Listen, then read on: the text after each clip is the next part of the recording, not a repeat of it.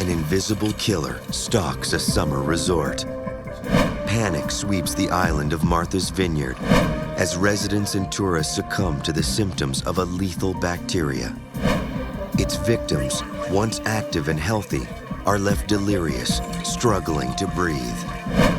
As the illness spreads, medical investigators race to find its source before it threatens more lives.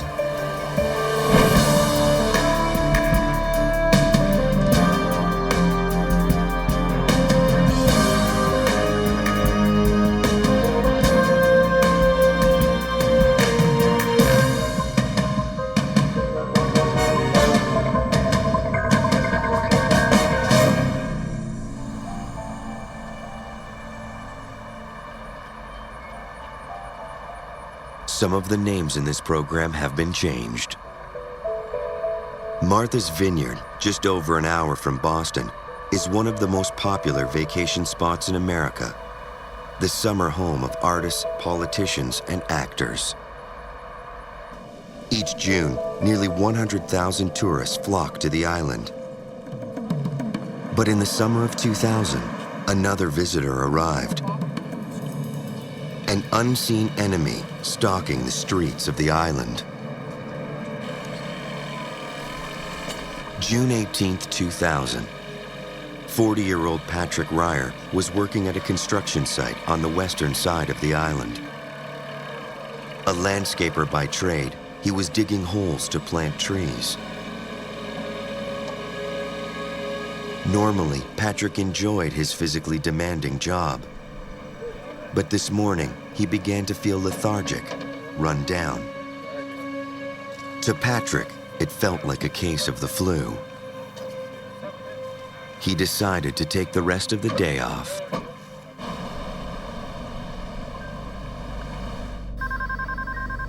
By that evening, he was too weak to even answer the phone.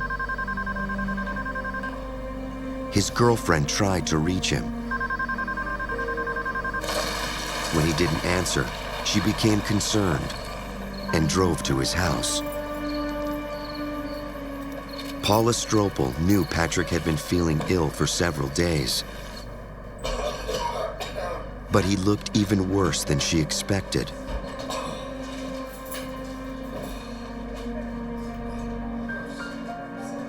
Patrick was pale, shaking with fever, sweating uncontrollably. And I said, please let me take your temperature. You know, when you touched his skin, he was getting warmer and warmer. He was just burning up with fever. The mercury had shot up so high, Paula thought the thermometer must be broken. She tried again. Patrick's temperature was 106 degrees. Paula needed to get Patrick to the hospital right away. She knew it would be faster if she took him herself. And it was hard dragging him to the car because he was like dead weight. You know, he was not resistant, but he was just heavy. I was afraid he was going to pass out or something. On the way to the hospital, Patrick started to become incoherent. The fever was affecting his brain. He seemed to be getting progressively worse. He was talking under his breath, and I didn't understand what he was even saying half the time. By the time they reached Martha's Vineyard Hospital, Patrick wasn't even able to speak. He got really quiet, and that scared me even more. He was taken into an examination room where a nurse took his vital signs. His temperature was still 105.9 degrees. The ER staff rushed him to intensive care.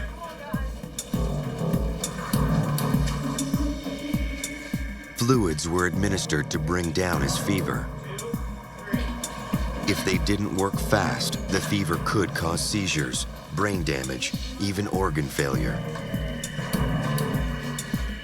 Listening to Patrick's chest, the doctor heard sounds that suggested he might be suffering from pneumonia.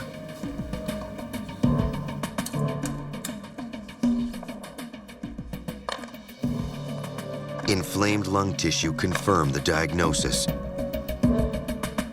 Patrick had pneumonia. But doctors didn't know exactly what had caused the disease.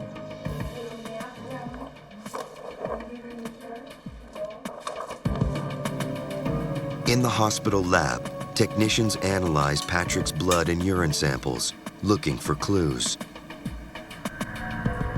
A high white blood cell count indicated the body was fighting off a possible bacterial infection. But the small island hospital didn't have the facilities to test the samples further. They would have to be sent to the Massachusetts State Lab. The results would take several days. Doctors tried to treat Patrick as best they could, starting him on intravenous antibiotics that would attack many kinds of bacteria. But it would take 24 to 48 hours for the medication to take effect.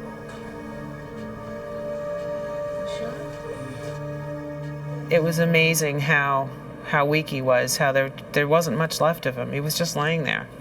And I cried. I was just beside myself. I really didn't think he was going to survive the whole evening.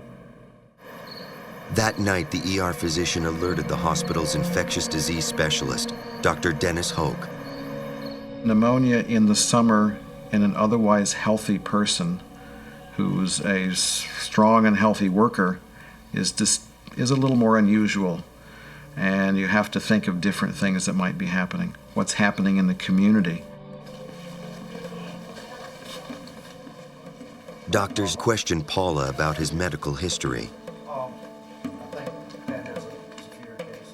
When Dr. Hoke learned that Patrick was a landscaper working outside, he began to suspect that the source of his infection might be an insect bite.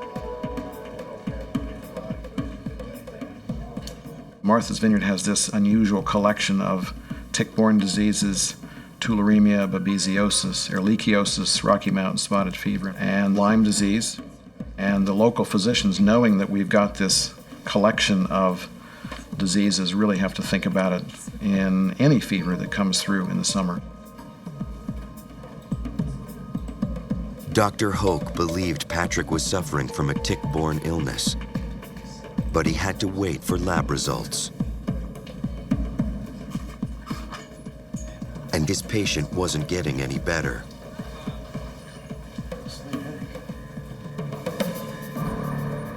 On the other side of the island, another resident had contracted a mysterious summer illness. This time, the victim was a child. 13-year-old Chris Baker had been looking forward to spending the day at the beach with his friends. Instead, he had a fever and was too weak to move. His mother, Mary, was becoming concerned.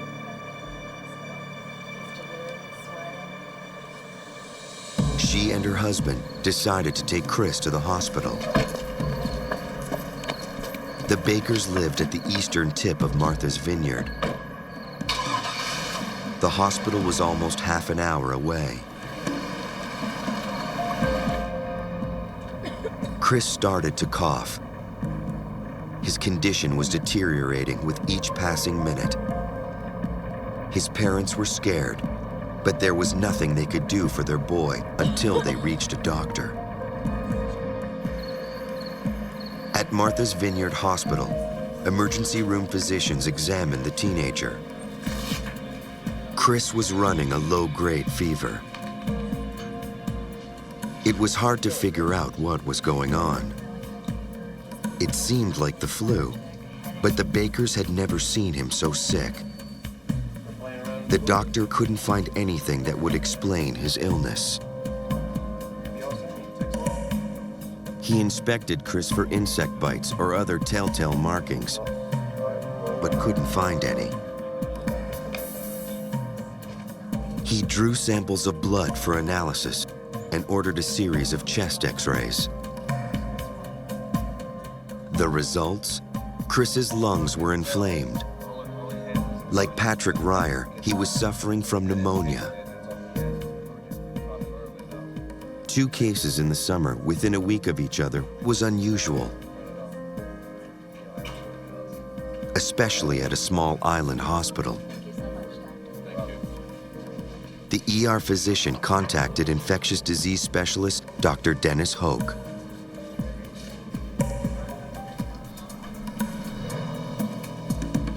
The doctor asked Chris if he had suffered an insect bite recently. His parents couldn't recall any. Until the lab results came back, the exact cause of this illness remained a mystery. All the doctor could do was prescribe multiple antibiotics. Dr. Hoke was troubled by the sudden increase in summer pneumonia cases.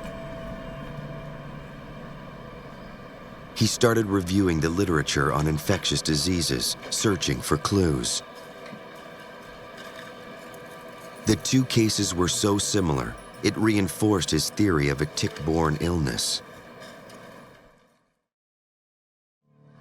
Martha's Vineyard is home to all sorts of ticks. They thrive in the warm summer months, hidden away in the high island grasses, and they can carry a whole list of diseases. Dr. Sam Telford has monitored tick-borne diseases on Martha's Vineyard for nearly a decade for the Harvard School of Public Health.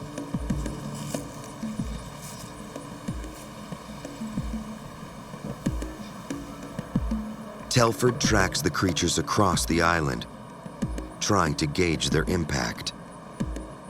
We study the patterns of tick abundance. How many ticks are there each month? How many cases do we see each month of any of the tick-borne diseases? Now, Dr. Telford would need to go back over his findings for the summer. And so the idea is that by looking at ticks, can we find out some pattern that'll allow us to predict whether a year will be bad for tick-transmitted disease or relatively few cases will be around? So far, he hadn't noted anything unusual. But with this mysterious disease on the island, his search would intensify. At the hospital, Dr. Hoke pursued the investigation further. Patrick Ryer wasn't out of the woods yet, but he was at least coherent enough to answer a few questions. Dr. Hoke asked Patrick about any animal contact, a frequent source of ticks and infections.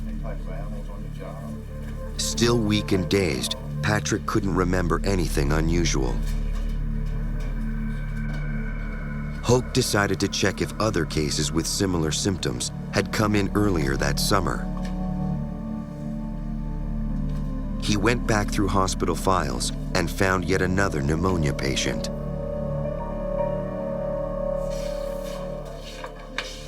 John Franklin, a man in his late 40s, had contracted pneumonia just 2 weeks earlier. That made a third suspicious case.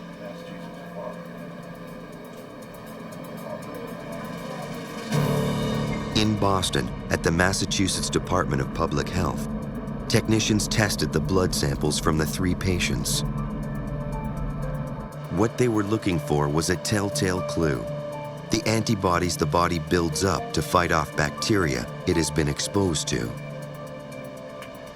When a reagent is added to the samples, a color change indicates the presence of an antibody, evidence of an infection.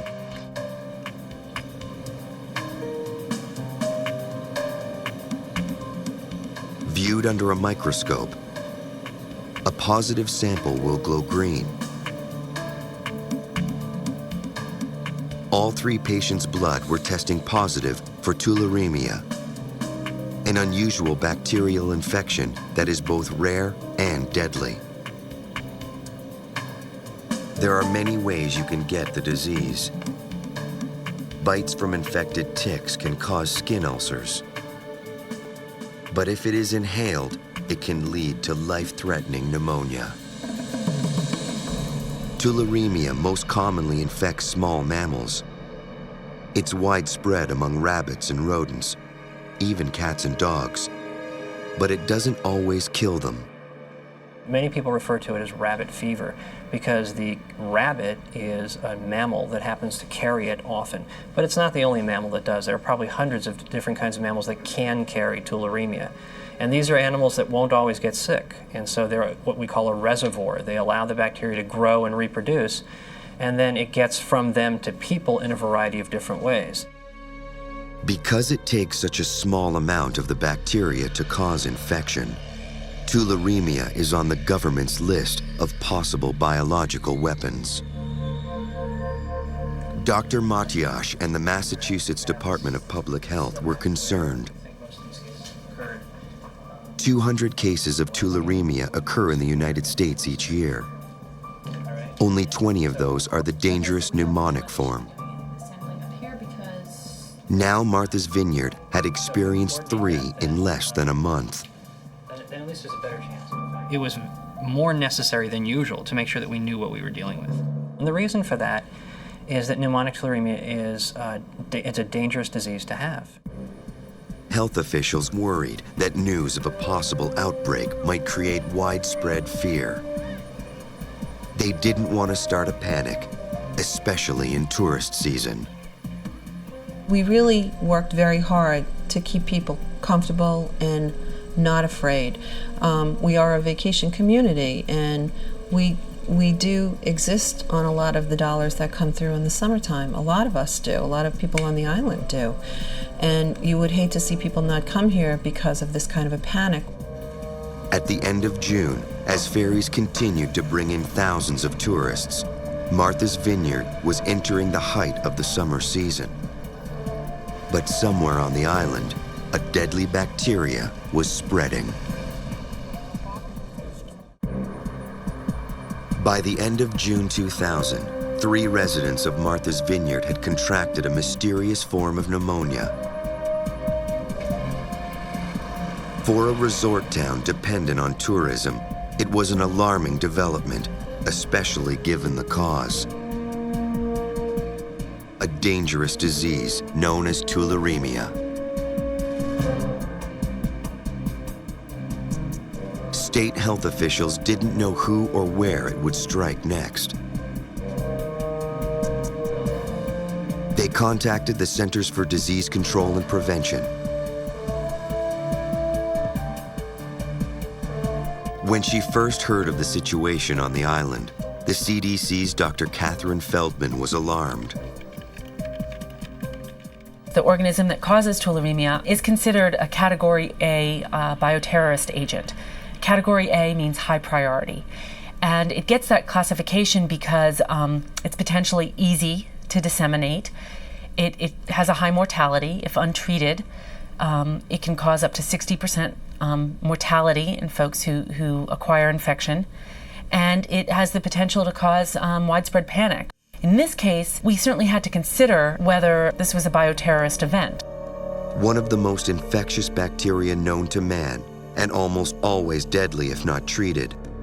Tularemia has the makings of a classic bioterrorist agent.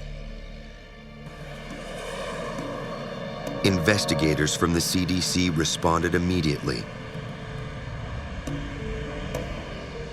Meeting with officials from the Massachusetts Department of Public Health, agents reviewed the patient's information, trying to figure out how the cases had arisen.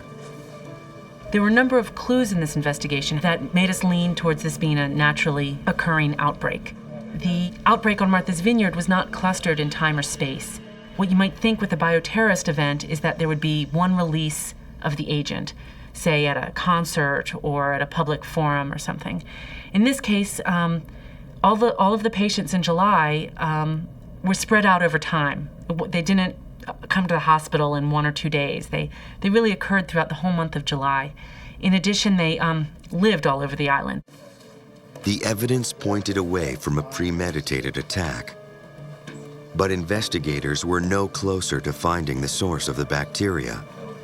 All they knew was that it did not spread person to person. other diseases that are similar, such as plague, if somebody gets the pneumonia form of plague, they can transmit it to another person by coughing. In the case of tularemia, that's never been documented.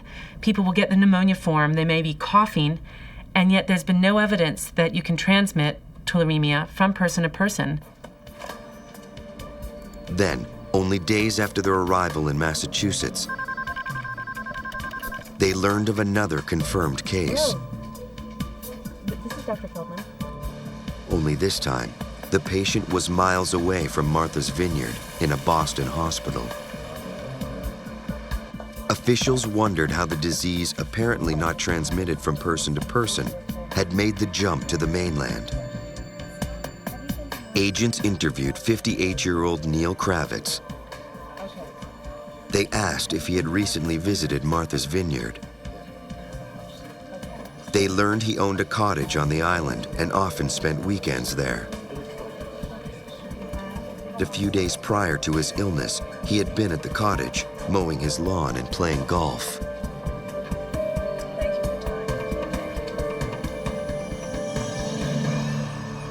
With 4 confirmed cases of a highly infectious disease, health officials knew they had an outbreak on their hands. They feared the disease was spreading through the air or insect bites or some totally different way. The hunt for answers was on. CDC investigators met with the medical staff at the Martha's Vineyard Hospital. We wanted to learn what the physicians' impressions were when they first saw the patients, and then as they worked them up and diagnosed tularemia. Their first step was to determine the scope of the problem. They needed to know whether any previous cases of tularemia had gone unnoticed or misdiagnosed. We reviewed maybe around 40 charts at that time and found that none of them fit the criteria for tularemia. So we really do not believe that there were any cases before those initial cases.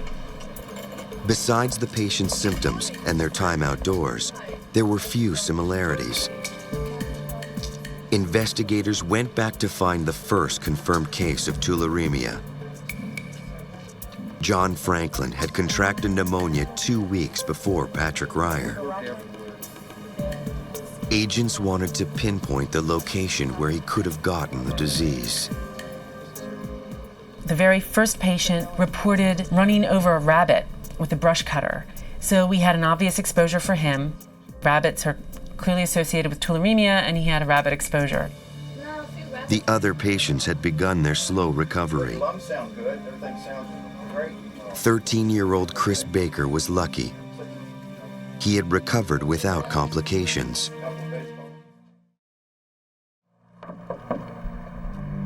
After nearly a week, Patrick Ryer was released from the hospital. Investigators hoped he would help them pinpoint the source. And we started thinking about the environment. We started thinking about where the patients lived, where the patients worked, to get a sense of whether this was isolated to one part of the island, whether it was clustered in one part of the island. Patrick didn't know where he could have picked up the disease.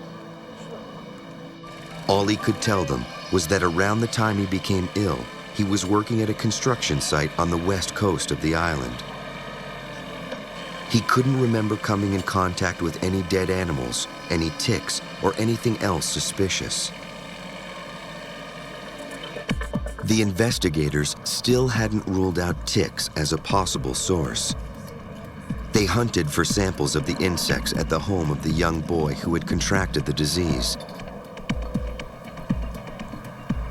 They also talked to the Baker family. The boy did not know any of the other victims, and none of their activities overlapped. With their tick and soil samples in hand, investigators turned to Dr. Sam Telford's research for answers. The CDC tends to come in when there's a public health emergency, when we're invited in by the state to help respond to something. And so Dr. Telford has the advantage of being able to go back over time. He has collections of ticks or of isolates from ticks. By extracting blood from ticks and small mammals on the island who can carry the bacteria, Telford tries to isolate any tick-borne diseases. In his research earlier that summer, he hadn't found anything unusual, except an increase in the number of tick species that carry the disease. The Martha's Vineyard outbreak has been such a mystery. We need to make sure of what we're seeing. So we need to take our time in doing our testing. And if we're confident in our results, then when we're trying to piece together the puzzle as to how people have gotten infected, we can rely on what we're trying to conclude and make some recommendations as to what can we do about it. But so far, he had no explanations of how and where people were coming down with pneumonic tularemia. Health officials needed more information. Infection control nurse Donna Stiles-Enos asked doctors to keep her informed of any patients exhibiting symptoms of tularemia. We just really had a heightened awareness as to what was going on, and we really started to screen very carefully all of the patients that would come to the emergency room that did have anything that could be a flu-type illness, that could possibly be a tick-borne illness. With doctors and investigators on the lookout for new patients and new clues, the month of July came to a close. And as it did, more tourists continued to pour onto the island, each of them unaware of the potential danger.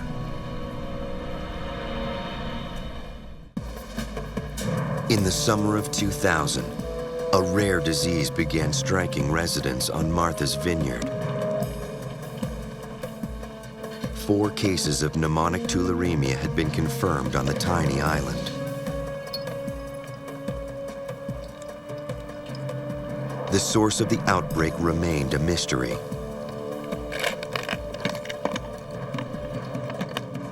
Then on August 25th, 2 months after the first cases appeared, the outbreak took a terrifying turn.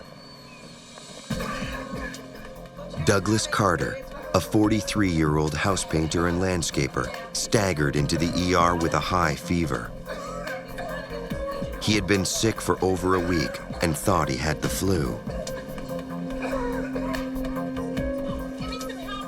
In the ER, he went into respiratory distress. Soon, he could no longer breathe on his own. The staff intubated him, inserting a tube into his windpipe so a respirator could pump air to his lungs.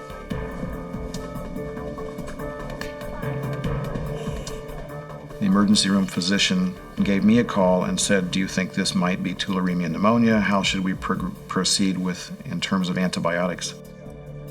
The chest x-ray showed that the patient's lungs were inflamed. Carter had clearly contracted pneumonia.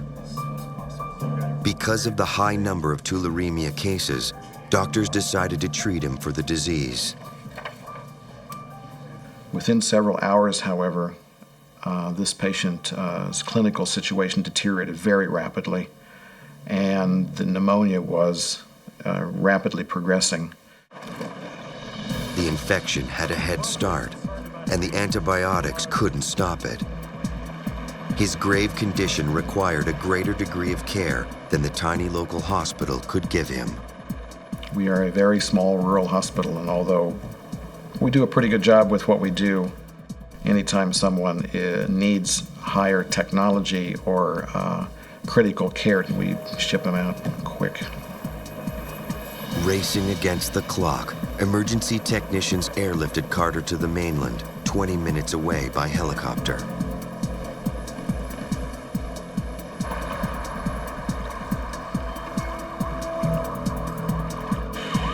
At a Boston hospital, the high fever and pneumonia continued to ravage Carter's body.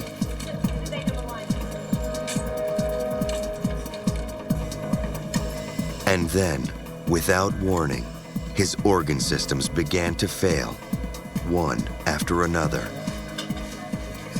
The medical staff tried desperately to save him. But the bacteria had done too much damage. Douglas Carter died, the first casualty of the outbreak. any fatality will make you think twice then about what's going on and be more observant about your own health and what the factors are that may have led up to that. The medical examiner performed an autopsy on the deceased patient. Because the deadly bacteria might still be alive in Carter's tissue, the examiner had to wear protective clothing. He sent samples of the lung tissue to the CDC laboratory. There, technicians cultured the samples and confirmed the disease that killed Douglas Carter was tularemia.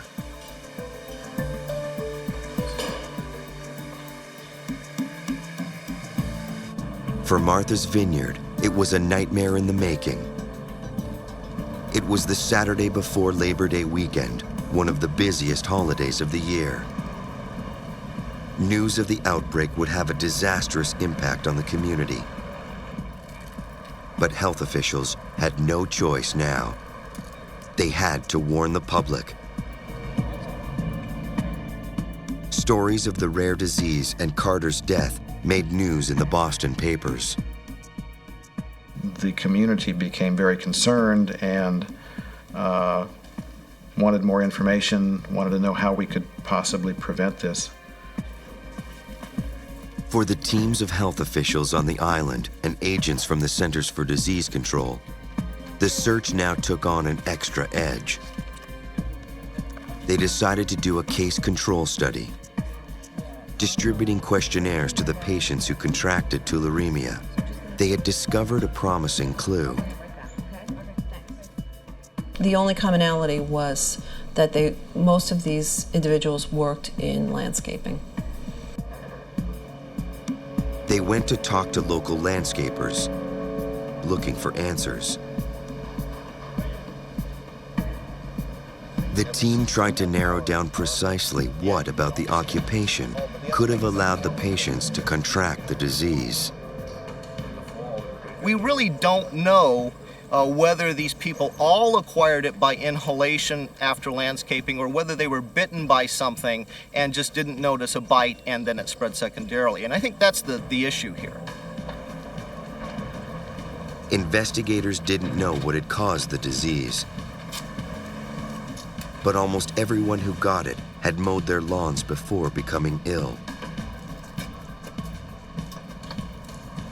Public health officials issued an alert. The folks on the island were very concerned, and we had the public advisors posted on kiosks and everywhere we could think of, so that really everybody was doing their part to try to get the word out. Residents were cautioned that if they were going to mow their lawns, they should be careful to wear masks while mowing, to wear insect repellent at all times, and not to handle dead animals.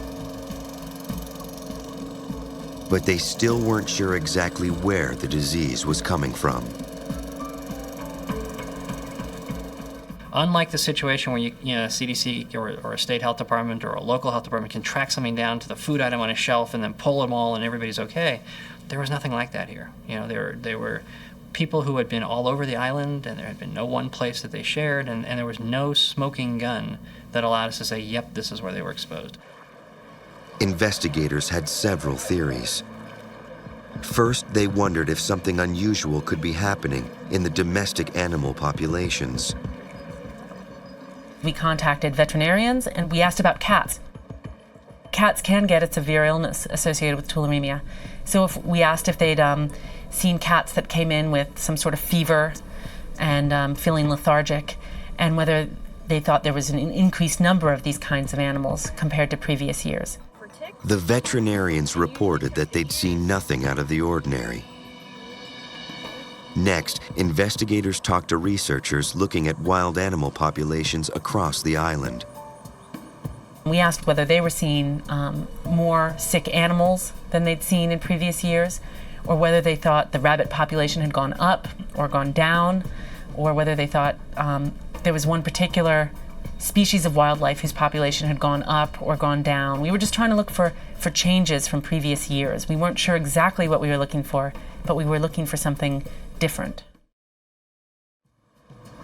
While investigators looked for any sign of something different on the island, more people were getting sick. By the end of August 2000, 2 months after the outbreak began, health officials were still no closer to finding a conclusive source of the Tularemia outbreak. As tourists left the island each day, doctors were becoming concerned that if they were infected, they might not receive the right treatment for this deadly disease when they returned home. I'm sure there are many visitors who come to the island, get a tick bite, and then they go back to Ohio or New Jersey or Iowa or somewhere where the physicians there may not think about the particular diseases we've got here. Investigators were worried that an infected pet or rodent could have carried the disease on a ferry back to the mainland. If this mysterious outbreak began to spread across the country, the effects could be devastating. At a Boston hospital, 43-year-old Douglas Carter had lost his battle with tularemia, a rare illness spread by a highly infectious bacteria. Doctors had done everything they could to save him, but the disease was just too aggressive. Carter was one of 8 other residents who had contracted tularemia on Martha's Vineyard. Most of the infected patients had worked in landscaping and had mowed lawns before becoming sick. As public health officials tracked the source of the outbreak, their research pointed them in one direction. Our patients lived all over the island. There were no clues gained by where the patients lived. However, when we looked at where they had actually used a lawnmower, it seemed that most of the cases were associated with the southern part of the island. This area of the island is less developed, making it a haven for wildlife, including ticks. CDC agents decided it was time to conduct an environmental investigation. The cases have been presenting as pneumonia, and so the idea is that people who are working in the soil, who are landscaping, are breathing in the organism somehow and getting infected that way. How it gets in the soil, we don't know. Suited up against the danger, they visited possible exposure sites, trying to recreate the patient's lawn mowing activities.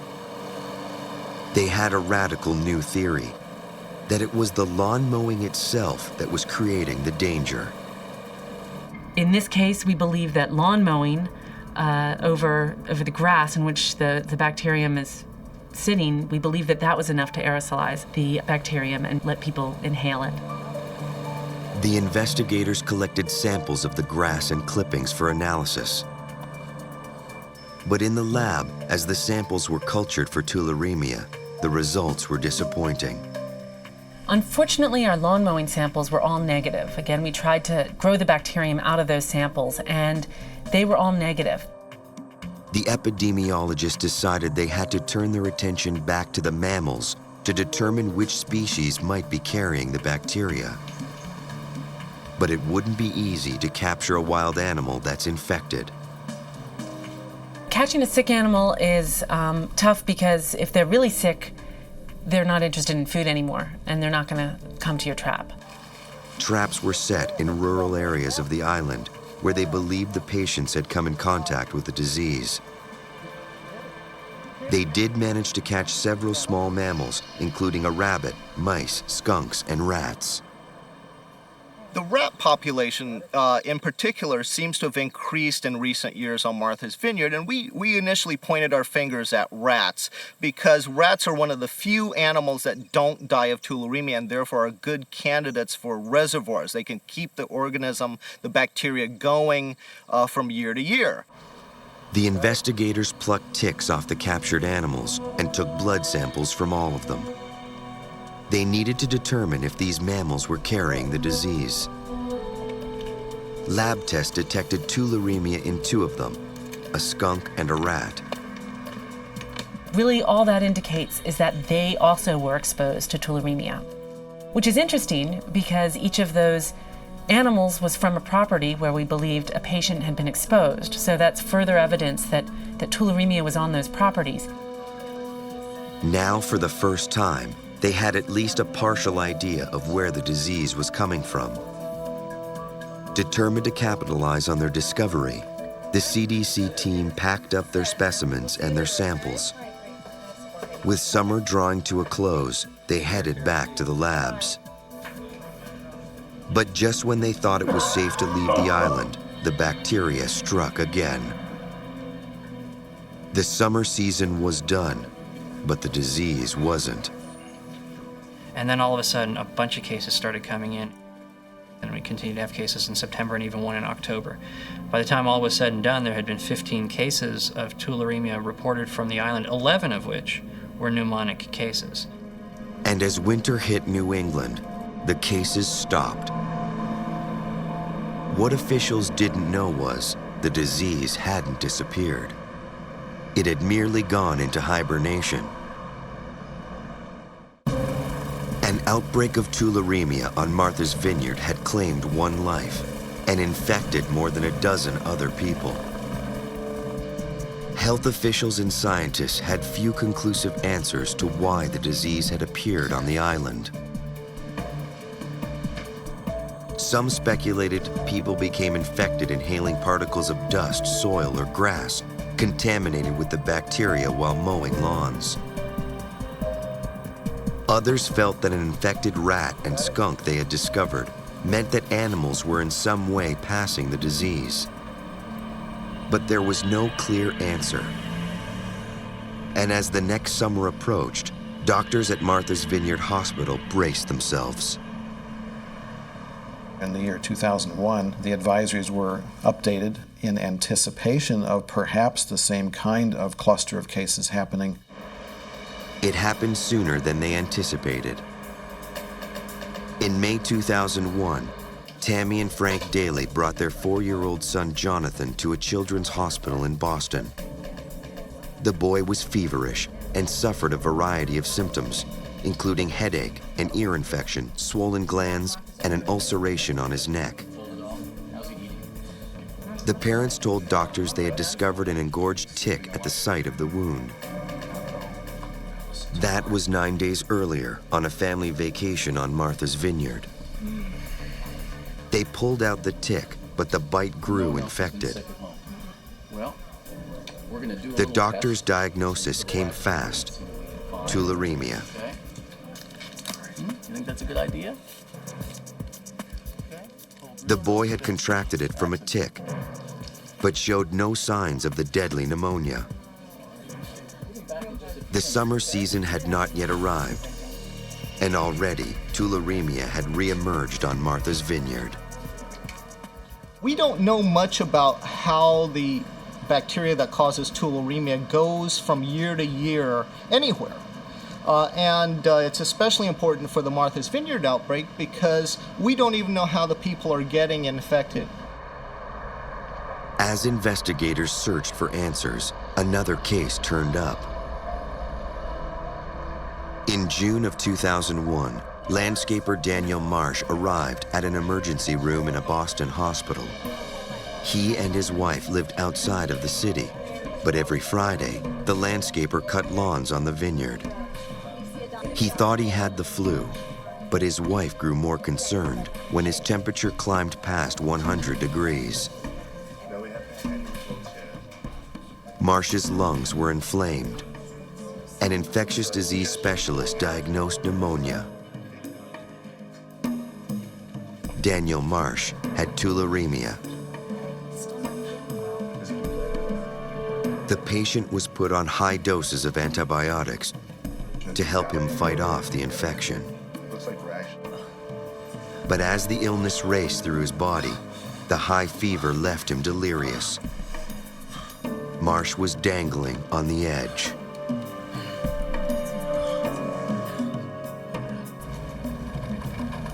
Health officials feared that Martha's Vineyard was once more in the grip of a tularemia outbreak, just in time for the tourist season. The CDC hurried to the island, eager to pursue their landscaping theory from the previous summer. 3/4 of the cases that we've seen recently have been in landscapers, and therefore we need to see whether the landscaping population in general is at more risk than the rest of the population. This time, investigators needed to get more definitive proof. Setting up a table outside a lawnmower repair shop, they obtained blood samples from patrons. The evidence was conclusive. The epidemiological studies that have been done by the CDC and our group show that landscapers are maybe at 6 times greater risk than the general population for getting tularemia. Daniel Marsh began to recover from the disease that turned out to be pneumonic tularemia. Because of his case and others, the CDC put out a new alert for physicians, warning them to be extra vigilant for any person contracting pneumonia with a history of lawn mowing or brush cutting. The investigators had to find a brand new way of catching the lethal disease. It had never been documented before that people could get tularemia from mowing their lawns. So we were able to identify something new that was going on, some new way of getting tularemia. Unfortunately, we haven't been able to figure out everything. Landscaper Patrick Ryer took months to recover from his near-fatal bout. He had barely survived the disease. For a while, everyday life was a struggle. The disease affected me for about 2 months after I got out of the hospital. I could do something for about a half an hour and had to go lay down or sit down. I really didn't have much strength to do anything. Patrick finally did recover, and on August 3rd, 2002, he and Paula were married. To this day, he is grateful for her quick thinking and for his life. It really shocked me that somebody could have died from this, who didn't seek medical attention. And I'm really grateful that I did. Grateful to my girlfriend that she, took the time to take my temperature and get me to the doctors. Because if I was alone, I probably wouldn't have. And on the 4th day or the 5th day, I probably would have been dead. It's that serious. Today, Dr. Telford continues taking tick samples on Martha's Vineyard. While he and the CDC had several breakthroughs, their work on how the disease is transmitted is only beginning. Well, we know that tularemia is transmitted by ticks. We found it in ticks. We found it in animal material from the vineyard. But we haven't found it in soil. We haven't found it in lawnmower clippings, things that people would have inhaled during the course of their activities. So it's been a real mystery to us as to how people are actually getting tularemia. Investigators continue their tireless search to locate the source of the bacteria. In the summers that have followed the first outbreaks, a half-dozen cases of pneumonic tularemia have been reported on the island. Troubling, but not nearly as bad as many had feared. But the mystery remains, and the investigators are still looking for clues. Answers that, like the disease, lie dormant in the soil, just waiting to emerge. An island in Hawaii is invaded by a terrifying virus. Entire communities are infected, and the disease is on the move. It is spread by mosquitoes that feed on human blood. There is no vaccine and no cure. No one is safe from the potentially deadly threat. Now, health officials must eradicate the source before the virus threatens the entire island.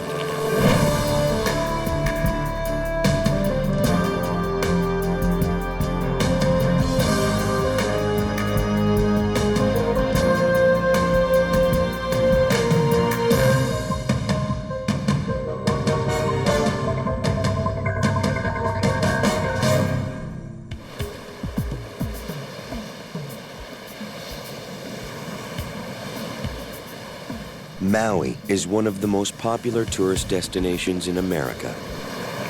Each year, over 2 million people from all over the world visit the island to enjoy luxury resorts and unspoiled beaches. But tourists only experience a small part of the island's beauty. Over 700 square miles of Maui is covered with untamed jungle. There, the warm temperatures and frequent rain have created a tropical paradise. It is also the perfect breeding ground for a deadly disease. In September 2001, Maui health officials responded to an emergency call. Doctors on the remote eastern side of the island had reported several cases of a bizarre illness.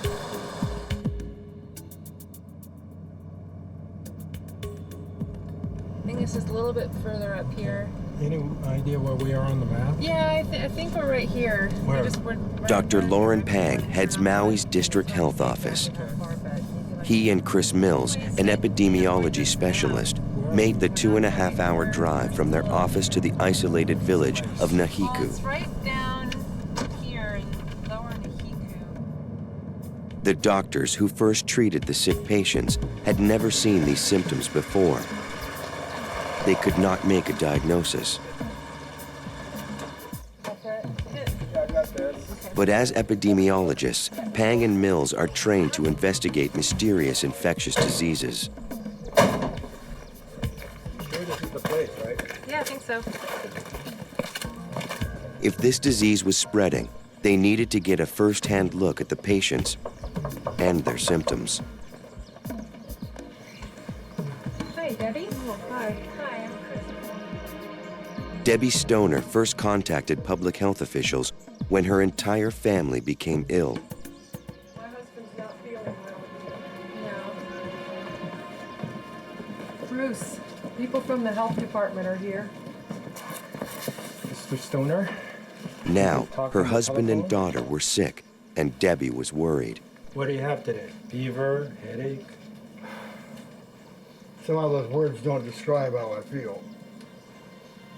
Bruce Stoner was suffering from blinding headaches, extreme muscle pain, and exhaustion. His fever had spiked to 104 degrees.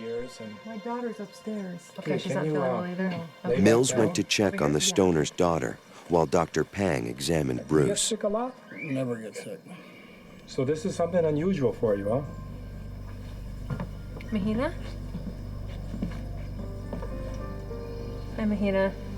I'm Chris. I'm with the health department. How are you feeling? I'm not feeling very good. No, you don't look like you're feeling too well. Let me just, 16-year-old Mahina was so weak she could barely move. Like her father, she was experiencing extreme headaches, joint pain, and fever. Mills took a medical history and a blood sample.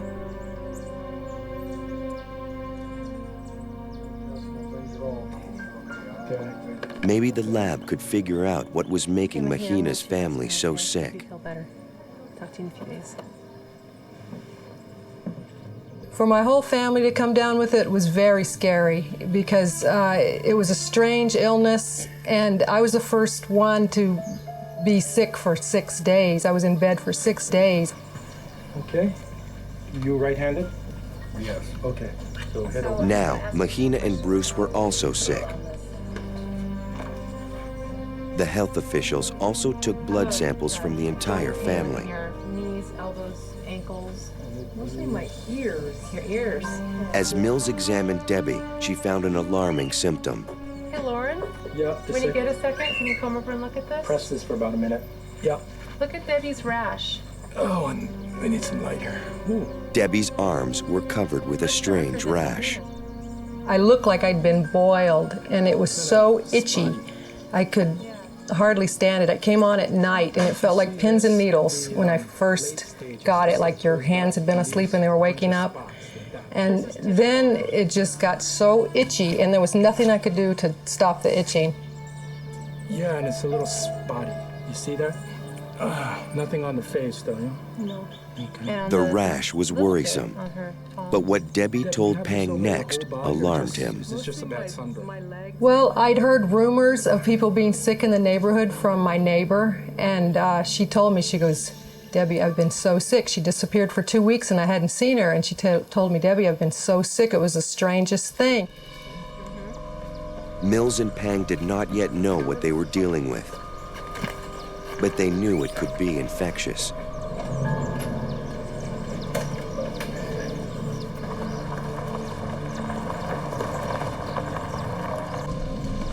Geldy, the stoner's neighbor, lived less than a mile away. Can you just have a seat there? I'll draw your blood first, and then we'll talk a little bit later. She had gotten sick 2 weeks ago. Okay, can you put your arm up here? She still felt weak and tired. We interviewed her and gathered as much information about her illness, if she had any recent travel where she could have also gotten sick, and we did draw her blood. Geldy's symptoms were identical to the stoners. Did you have a lot of contact with the stoners? Stay overnight with meals together? No. Anything like that? But she had not come in contact with them for over a month. Okay, hang on to that. Okay. Okay. So you have a fever, just like that. Anybody else sick in the Hiku that you know of? Yes. Really? Like you, sick like you, not the flu. Yeah, same thing. The pattern was ominous. Pang and Mills feared they were seeing the beginning of an outbreak. Hold that for about a minute. By the end of the day, they had seen 4 cases of the mysterious illness. Okay, I'll tell you what. Let's just... They agreed no single symptom pointed to a specific disease. Let's not worry about that. They all got the same thing? Yeah, they all have fever, Okay, that's a good at least start. 102, sometimes Okay. higher, headache. Debbie had the rash for 4 days. Mahina just started. But the combination of symptoms worried Dr. Pang. The fever, when it's associated with a rash, when you don't know what it is, you worry, okay? Because it could be lots of things which could be lethal. Following protocol, Dr. Pang sent his detailed case notes to the State Department of Health. In Honolulu, on the island of Oahu, Michelle Nakata received the information. As an epidemiology specialist for the state, it is her job to monitor disease outbreaks on the 7 main Hawaiian Islands. It seems like other members of the family are also ill. And from Nakata reviewed the case notes with State Health Director Dr. Bruce Anderson. Hey, Paul, come on over here for a second. Let me know what you think. She also consulted Dr. Paul Kitsutani, an expert in infectious diseases. As they briefed Kitsutani, Chris Mills called from Maui. It looks like this guy. Hi, Chris.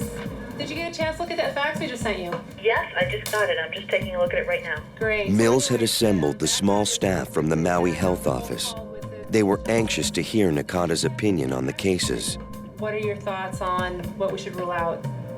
Have you looked at measles and rubella or even the flu, simple flu? Well, we haven't, but that would be easy to do. Leptospirosis is also a possibility. And I hate to say it, but I think we really need to rule out dengue too. Oh, okay. I think you should be very alarmed. Ooh, that's a biggie. Nakata was worried about dengue fever. The Maui team was surprised. Okay. If there's anything that we can do to help you, give me a call again. Let me know. I most definitely will. Thanks. All right, bye-bye, Okay. Michelle, thanks. Okay. Bye. Thank you. See ya. Dengue fever. Dengue is a human disease that is carried by the Aedes aegypti mosquito. But in the 1950s, this species had been eradicated from the island. A dengue outbreak seemed impossible and unthinkable. Historically, dengue outbreaks are massive and unstoppable. Thousands can die when the disease strikes. Dengue fever is caused by a virus that attacks the body's immune system. There is no vaccine, and there is no cure. It is often referred to as break bone fever because patients experience pain similar to their bones being broken. Bruce Aquindi suffered with the disease. I'd say this would be easily 100 times worse than your worst headache you've ever can imagine, you know. right behind the eyes, your head's pounding, you feel like your eyes are going to pop out of your head. A week after becoming infected, patients break out in a painful rash, a condition caused by veins bleeding under the skin. After 2 more weeks, the symptoms disappear. If dengue spreads unchecked, victims with a repeat infection can develop dengue hemorrhagic fever.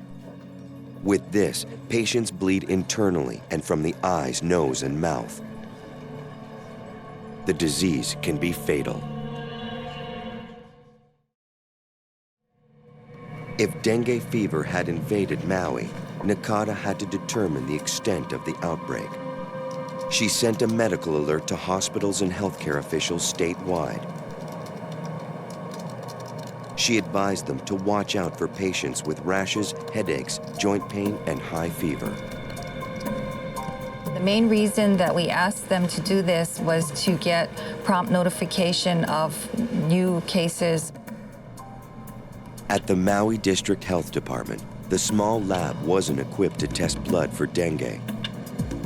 A technician prepared blood samples collected in the remote village of Nahiku for shipment. Hi, Dr. Payne. They would send them to a specialized lab at the Centers for Disease Control and Prevention in Puerto Rico. Tragedy struck in New York City this morning. 2 planes crashed into the World Trade Center towers. A 3rd plane hit the Pentagon in Washington, D.C. We will keep you updated. Terrorists had struck on September 11th. For the first time in history, air traffic was shut down all over the country. All departing flights are suspended indefinitely. Passengers should either stay home if they're local residents, or if they're tourists, they should not check out of their hotel. Maui was cut off, isolated.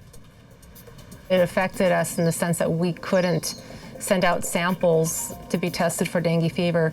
So it was very challenging. Pack it up, hold our sample, hold it for CDC. They were We'll dealing with a potentially deadly outbreak, We'll find another test. and they had to face it on their own. Without lab tests, Mills and Pang went back to Nahiku to examine more of the residents. Call you, Bruce, if First, you they come checked on the stoners. You've been, Bruce was starting to feel better, but their daughter Mahina was still weak. Is any of this tender? Her fever had subsided, but she ached all over. Okay, just fever. All right, I'll tell you what. There was little her family could do but give her fluids and some medication for the pain. I'll come back. At the town pavilion, Chris Mills questioned more of the residents. Who was that? She believed she might be looking at as many as 20 new cases. O'Connell, OC? It was more than the small staff could handle. Maui had an epidemic on its hands. When the possibility of dengue fever came to Maui, it really overwhelmed our office. So we really needed a lot of help. Mills asked the state health department to send her more manpower to deal with the epidemic. While flights outside of Hawaii were grounded, flights between the islands were still running.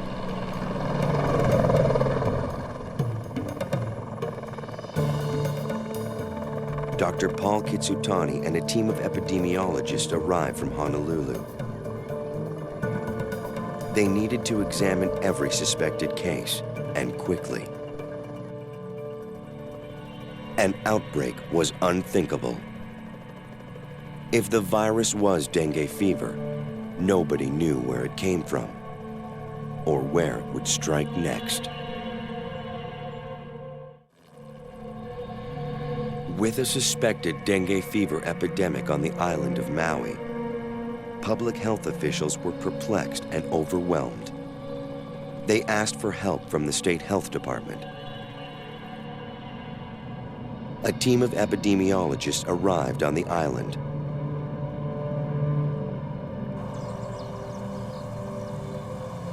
As they made their way into the hot zone, Maui health official Chris Mills briefed the epidemiologists. We went out and did a community meeting yesterday in Lower Nahiku But like I said, we set up the town meeting so fast, there could be a lot more in the community than even those 20. There's about 150 to 200 people in the community, so that's the number we're looking at. The population of Nahiku was tiny, and it was in a remote location, far away from the more populated areas. In such a small community, officials hoped they could locate the source of the disease and stop it before it spread. Arriving in Nahiku, they set up a temporary medical station. Worried residents were already waiting.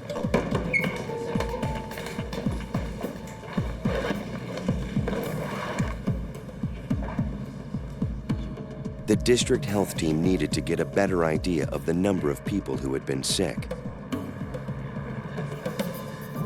Most residents were past the debilitating stage of the illness.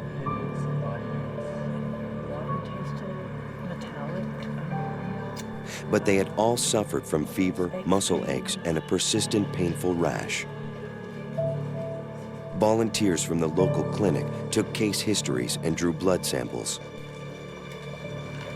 Are you okay with needles? No? Okay, so you can just, don't look, okay? So just a little stick, okay? Okay, good. Good. Hold it, okay, we're all done. Within a few hours, they documented over a dozen suspected cases. Mills entered the patient's information into a database. All the symptoms continued to point to dengue fever. In Hawaii, it is not unusual to see isolated cases of the disease. Great, thanks a lot. But the victims are always travelers who caught the virus in another country. Other tropical areas such as Tahiti, Samoa, the Philippines, were all experiencing increased rates of dengue. From the interviews so far, no one had traveled outside of Maui. They headed to the town church to meet with residents. For now, the outbreak was isolated to the small town of Nahiku. Dr. Pang explained that their blood could not be shipped out for testing. The 9/11 terrorist attack had halted all air traffic. Without laboratory analysis, they could not confirm dengue fever. Still, Pang recommended a massive spraying campaign to protect the residents from the virus. With stakes this high, they couldn't afford to wait for lab results. I really think we should start spraying pesticides around. Any pesticides, no DDT, anything sprayed on my property. We're not going to spray DDT. We have something else to spray which is quite safe. But residents knew mosquitoes were everywhere. How are you going to get rid of all these mosquitoes anyway? We're not getting rid of them all, just the ones around your house. The response was overwhelmingly negative. The residents of Nahiku live simply and close to nature. They did not want pesticides to pollute their tropical paradise. Pang was fighting a losing battle. Despite the risk, the townspeople wanted confirmation before they would allow the health department to act. They're very opposed to spraying any kinds of pesticides in their town, and we really were trying to respect their wishes, but at the same time end the outbreak. Bruce and Debbie Stoner were the only residents to allow spraying outside their home. They were terrified for their family.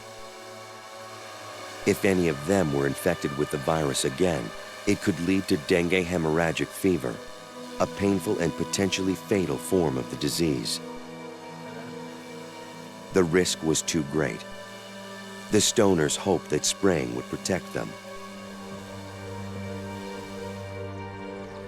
Health officials went to the most remote corners of Nahiku. During their interviews, they learned that many more people were sick. At one home, Dr. Kitsutani found a woman who said her daughter had come down with a severe case of flu 2 weeks earlier. She was still feeling weak from the disease. Her symptoms were familiar. fever, headache, joint pain, and a rash. Mary, we'd like to take, if it's okay with you, you and your daughter Juliet to the pavilion where we set up a station. Okay. Okay, you come. Walk. So why don't you carry her? Okay. The girl was too weak to walk to the car.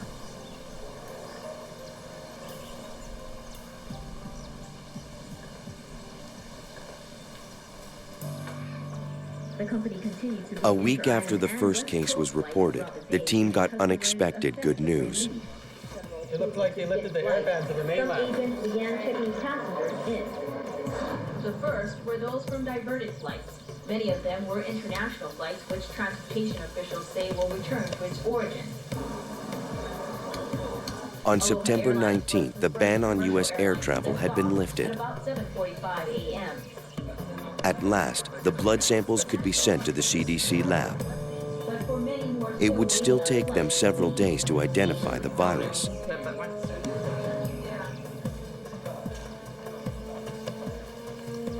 Chris Mills shipped the samples on the first available flight to Puerto Rico. Maui health officials would finally get the answers they needed. And they could call in reinforcements from the mainland. At the CDC's lab in Puerto Rico, the Nahiku blood samples were given top priority. Scientists there specialize in dengue fever. The fastest way to test for dengue is to inject the patient's blood into the most common carrier of the disease, the Aedes aegypti mosquito.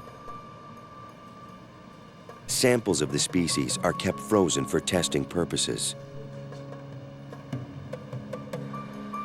If dengue is present, the virus will multiply inside the mosquito. The insect's tissue is highly sensitive to the virus. Tissue samples are then removed from the carrier and combined with a reagent. Under an ultraviolet light, infected blood cells will glow. Scientists finally had their answer.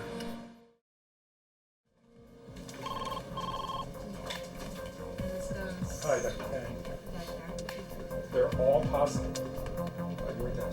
They were facing a full-blown epidemic. Okay, guys. It was the worst-case scenario. The Nahiku blood samples had tested positive for dengue fever. Given how many mosquitoes we have here, and from the history of other countries and tropical areas not ever being able to get rid of it, it was a big deal.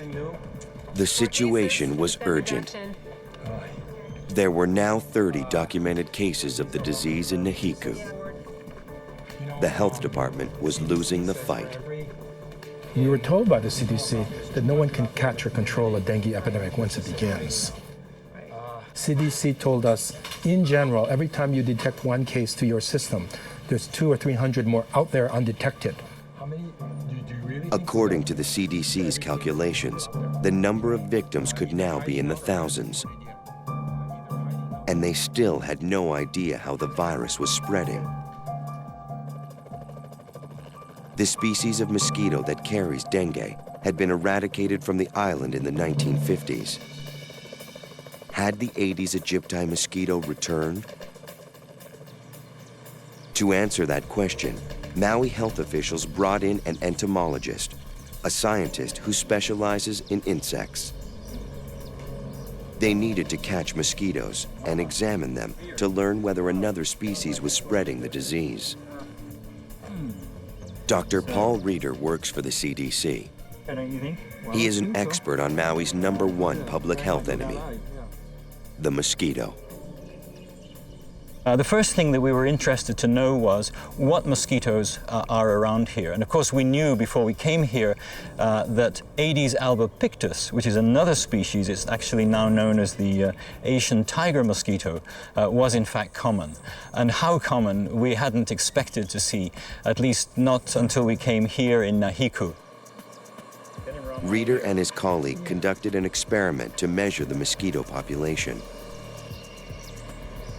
The best way to measure the number of mosquitoes is to collect them in an aspirator. Reeder used himself as bait. In minutes, they had collected dozens of the insects. In the lab, they only found the Aedes albopictus, or Asian tiger mosquito. This species carries the dengue virus, but doesn't exclusively feed on humans, and is rarely the cause of an outbreak. This year, breeding conditions had been ideal. The mosquito population swelled. With so much competition for food, Asian tiger mosquitoes were now biting more humans. There were millions of Asian tiger mosquitoes all over the island, and they were carrying a deadly disease.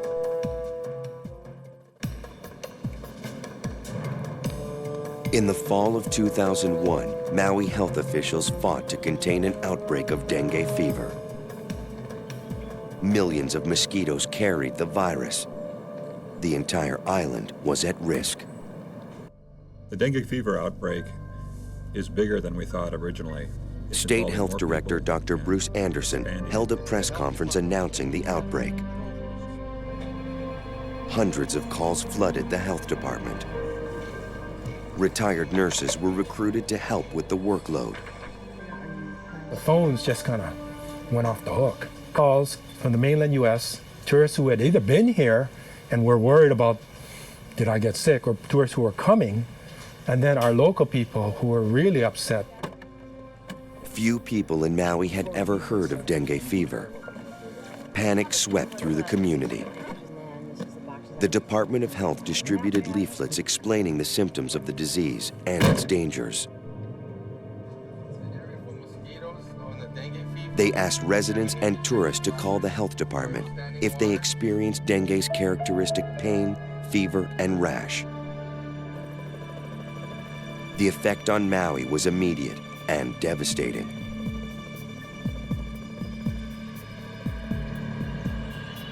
Island hotels cleared out. Reservations were canceled. Fever outbreak here on the island.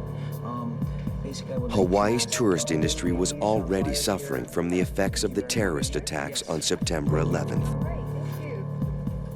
Now, it was also dealing with an epidemic. Officials went back once again to Nahiku and pleaded with residents to let them spray.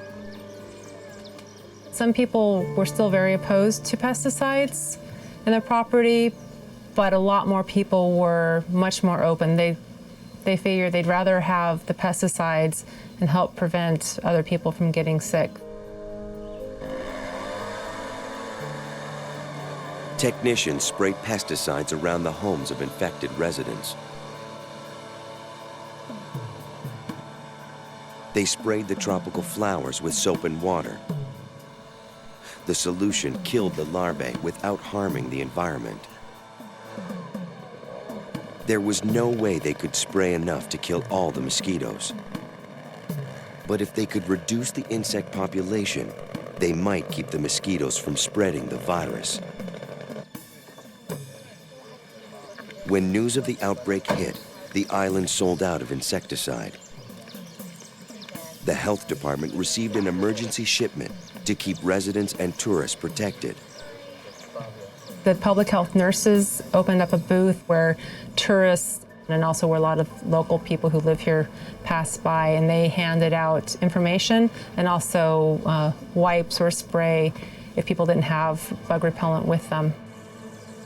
But Mills knew they would have to fight them at their source.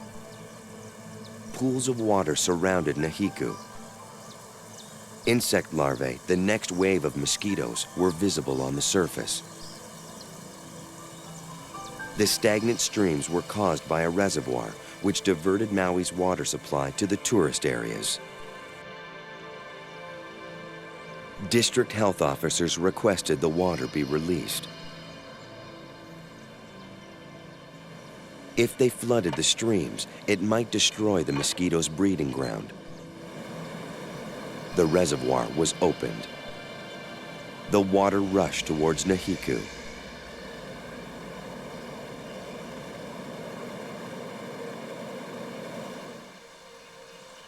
A few hours later, Pang and Mills inspected the streams. The water level had barely increased. Their attempt to destroy the breeding grounds had failed.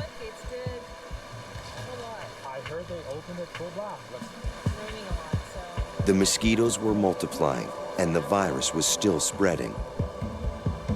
Health officials were outnumbered and surrounded. 10 miles away from Nahiku, in the town of Hana, doctors were called in to examine a group of sick high school students. The disease had spread out of the hot zone in Nahiku. Dengue was on the move. For epidemiologists, the high school students provided an important clue. The students had recently visited Tahiti, a country that was also suffering a dengue outbreak. Dr. Paul Kitsutani wondered if the high school students had become infected with dengue fever in Tahiti and then brought it back to Hawaii. Okay, just a little stick, okay? Ready? Blood samples were sent to the CDC, where they could compare the strain found in Hana with the strain from Tahiti. As they waited for results, students like Kara Henderson were frightened. Everybody in Hana was really worried. There were lots of people getting sick, and so everybody was trying to take care of each other.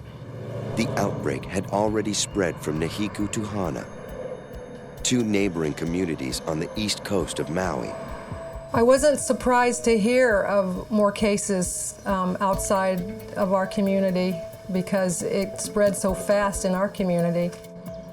I was, kind of sad for the people out there, and I wanted to warn them, to watch out, wear mosquito repellent, and wear long sleeves and pants, and don't come down here. The health department was fighting a losing battle. Roadblocks would keep residents and tourists away from high-risk areas. But, as the CDC had told them, the mosquitoes would be nearly impossible to contain. The swarm of hungry insects threatened both human life and tourism, the main source of the state's economy. State health official Michelle Nakata. Hawaii is, because it's still part of the United States, it's considered to be a nice tropical, exotic venue. And I think with the dengue fever appearing, the impact was that you lost some of that safety. Nakata flew to Maui to help the team. But the number of cases continued to multiply. At the time that I arrived in Maui, we were fighting an uphill battle. They were just getting lots of telephone calls of possible cases, and there was just a lot of work that needed to be done. Okay, Nahiku, this is where we have the most cases. Hana, here's what we got. These are all confirmed cases, okay? So it looks like we got it to this side for now, okay? On September 21st, 2 weeks into the outbreak, Dr. Pang received devastating news. Another suspected case of dengue had turned up outside the hot zone. Is this true? Haiku, okay. The virus appeared to be moving towards a more populated area, to a town called Haiku. 8,000 people live here. East Maui is quite isolated, and we kind of drew a line, kind of like drawing a line in the sand. And we said if it crossed over to this area called Haiku, Haiku is very wet, lots of mosquito, and the population is about 4 times as big as the other side. I said, if it crosses into here, we're dead. I mean, it'd be like a fire raging out of control. Investigators drove several hours north to Haiku.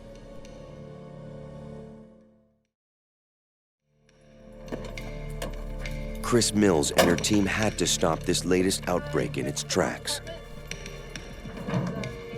Technicians from Vector Control, armed with pesticides, had already arrived at the patient's house.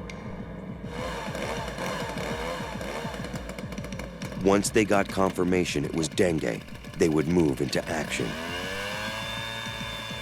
Don't look like you're feeling too well. Wow, look at this rash.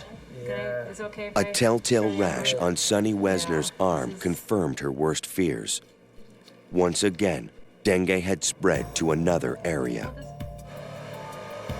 Technicians began spraying around the home.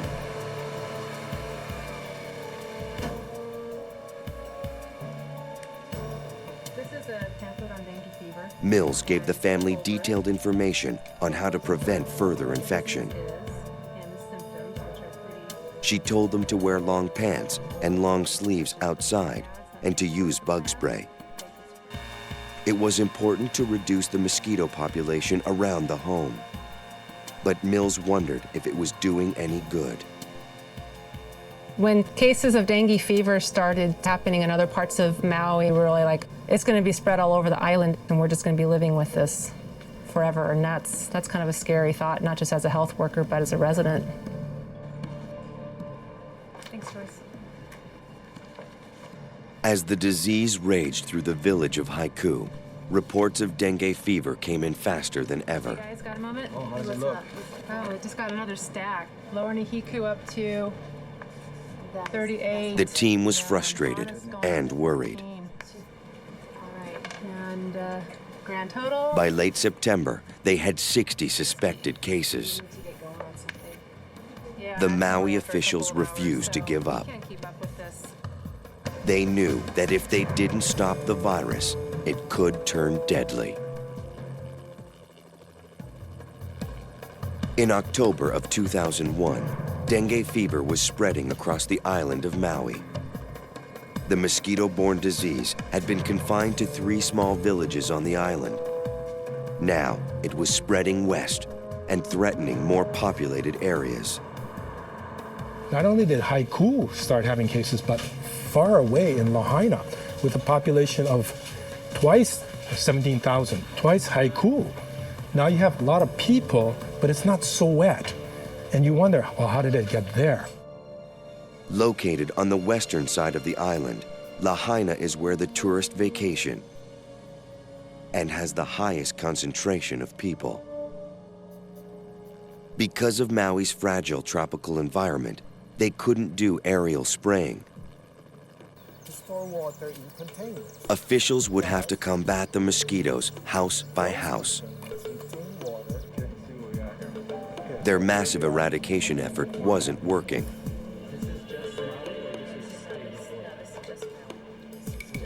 New cases were reported by the hour.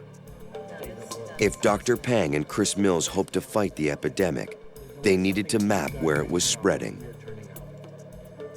We called in the Pacific Disaster Center to help with GPS mapping so we could get a good view of where every possible case and confirmed case of dengue fever lived. Out in the Nihiku and Hana area, most of these homes don't actually have physical addresses. Doctors met with Mike Napier at the Pacific Disaster Center. Napier monitors earthquakes, volcanoes, tsunamis, and severe storm activity in the Pacific and Indian Ocean regions. For health officials, this outbreak could be just as devastating. With Napier's help, the team would use satellite imagery to get an overview of the epidemic. But first, they had work to do on the ground. The team assembled in Nihiku. Napier outfitted them with handheld global positioning systems, or GPS units. Handheld computers, which all have aerial photos loaded. Working in pairs, their goal was to map each household that had either confirmed or even suspected cases of dengue fever. Should we also map, say, like the stream, the church, some other points of interest? Yes, I think landmarks would be very beneficial in the analysis. This overview would help health officials visualize where climate and vegetation might be harboring concentrations of the mosquitoes. Okay, get it going.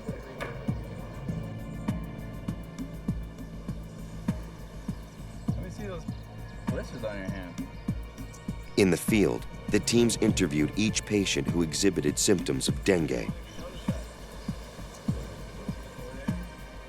They used the GPS units to record their geographical position. The state health department used the points to show where exactly the outbreak was occurring and to to a certain extent, limit travel to those areas.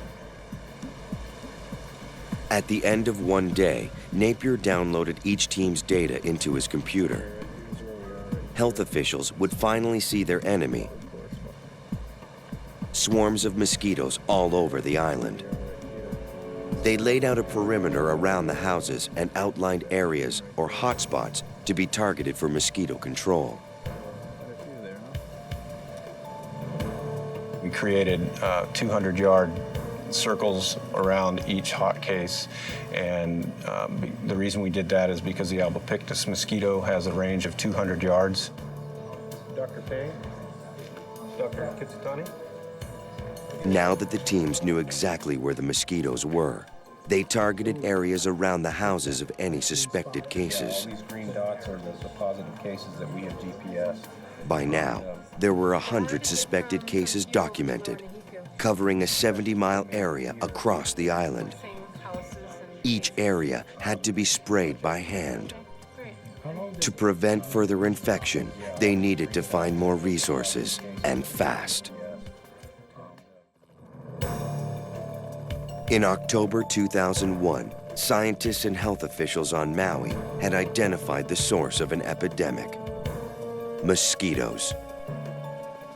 Millions of them. Nearly 100 cases of dengue fever were confirmed. Thousands were suspected. Dr. Lauren Pang and his team were in a race against time. They had to stop the mosquitoes, or people could die. The outbreak, along with the events of September 11th, threatened to destroy the main source of Maui's economy: tourism. Many workers lost their jobs. Others faced the outbreak of a deadly disease. You want to cancel? What's that rival day? Maui was in trouble. The Hawaiian government responded with a bold and practical solution. Hawaiian State Senate Representative Kalani English. We took people that were unemployed, that lost their jobs from 911 and other unemployed people. We skipped the civil service roles, allowed them to come directly on, hired directly, gave them training, and had them go out to eradicate breeding grounds for mosquitoes. So we created what's known as the Emergency Environmental Workforce. The newly formed task force was grateful for the work and highly motivated. Their own families were at risk.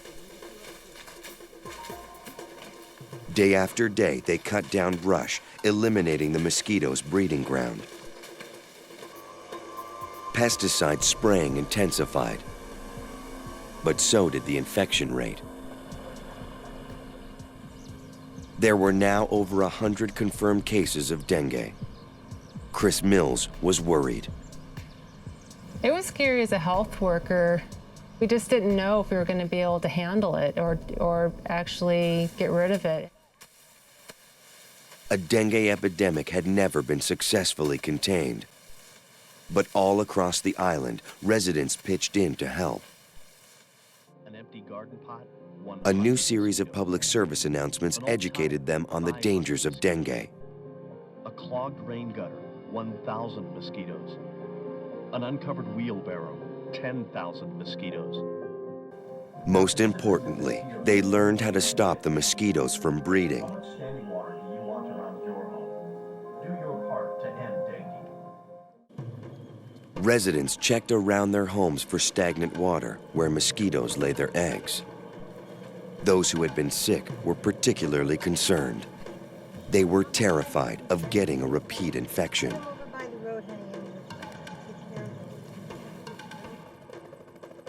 After months of work, the number of cases of dengue fever in Maui dwindled and then stopped. At one point, we were projecting literally hundreds of thousands of cases, which would have been a worst-case scenario. As it turned out, we had just over 100 cases, and the problem was largely kept under control. Since the first case in Nahiku, scientists at the CDC had tested hundreds of blood samples and found the source of the outbreak. In this case, we found the Hawaiian dengue virus was most closely related to the Tahiti virus, which we got from the same year, and more distantly related to the Samoan dengue one of the previous year. So our conclusion is that the most likely origin of the Hawaiian virus was Tahiti. For the people who had been infected, recovery was long and difficult. But the quick action of the health department averted a disaster. As soon as the health department found out about it, they acted on it immediately. They came out the next day, and they were very interested and very detailed, gave us a lot of personal attention, and started meetings with the community right away. They really made me feel more secure about the whole thing. 8 months after Debbie Stoner reported the first case of dengue fever on Maui, the outbreak was contained. We declared the outbreak to be officially over in April. That was about 2 months since the last case was reported. We figured that given that mosquitoes live for about a month, if it were no longer circulating in the mosquito population, then there would be no longer any risk of transmission. Miraculously, there had been no fatalities. I think we were successful in stopping or having an effect because of the early response. And I think we had an early response because we had education and people told us, so we knew where it was and we could respond very quickly. So a lot of people said, how can I personally help? So breeding site control and all that. So we had a very, very motivated, educated community. Health officials, doctors, scientists, and the public had achieved the impossible. Working together, they had contained an epidemic, defeated a disease, and restored Hawaii as a safe tropical paradise. For the first time in history, Hawaiian public health officials had stopped an outbreak of dengue fever. A small Virginia town is terrorized by a mysterious outbreak. Victims rush to the emergency room. Hospitals fill with the sick and the dying. As doctors battle an invisible killer, scientists hunt for clues. Unless they can pinpoint the source of a deadly infection, many more people will die.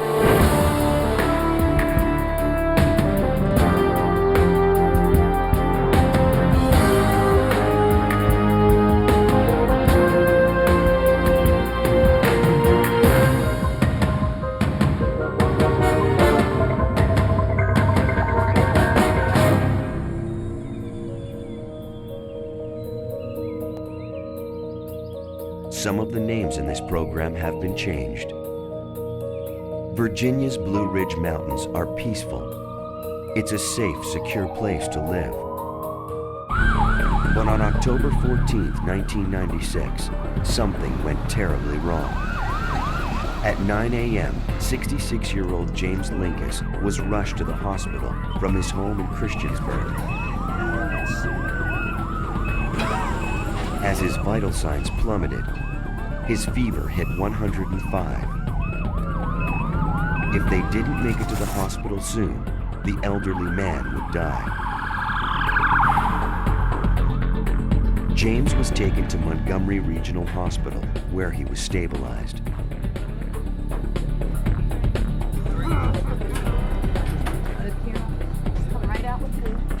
Just breathe nice and easy with your mouth open.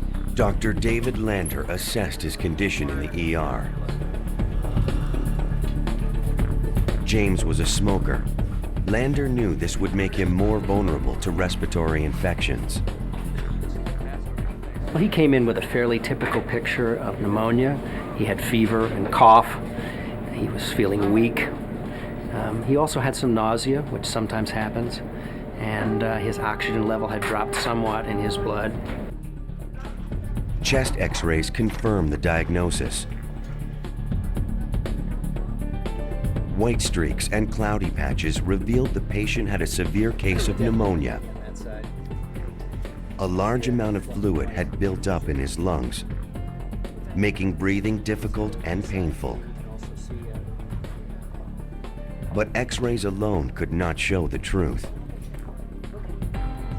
A vicious killer had already invaded the body of James Lincas. Dr. John White was on rounds when he received a page from the ER. As a pulmonologist, White specializes in respiratory disorders. He was about to take on the most complex case of his career. Hello? Hi, John. Dave Lander here. Yeah, I have a 66-year-old fella here. He's got pneumonia. His oxygen was 87. He's got a positive chest X-ray. Okay, that sounds pretty bad. I'll be right down. Christy, we got a bad To an pneumonia experienced physician like Dr. White, the symptoms set off alarm bells. Pneumonia can range in severity to mild cough without even any fever, some mild shortness of breath and such, but can also kill you. It can be very severe. It can progress and involve multiple lobes of the lung until it involves an entire lung or even both lungs, and it can kill you by asphyxiation. Pneumonia is not a disease. It is a physical reaction to a larger problem. A patient can develop pneumonia from an infection, an allergic reaction, or even from exposure to toxic substances. At this point, there was no way of knowing what had caused James' pneumonia without performing a battery of tests. Just a little Lincas, this is the breathing medicine the doctor ordered for you. I want you to try to take slow, deep breaths on this. This goes right into the lungs. As they waited for results, a steroid treatment helped James breathe. It reduced the swelling and opened the bronchial tubes in his lungs. He was also put on antibiotics to fight any possible infection. His doctors weren't taking any chances. Pneumonia kills over 60,000 people every year in the United States. The elderly, with their weaker immune systems, are its most common victims. I take pneumonia very seriously. Even the milder cases I've seen turn bad with appropriate treatment and turn bad in a hurry. James Lincas was a bad case turned worse. Even with treatment, his condition spiraled downward. Oxygen levels did not increase.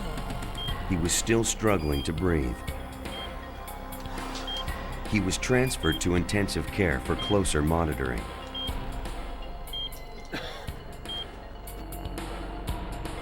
In the hospital lab, a technician analyzed the patient's blood. A CBC, or complete blood count, would help rule out an allergic reaction, toxic exposure, or a viral infection as the cause of the pneumonia. Extremely high levels of white blood cells confirmed it.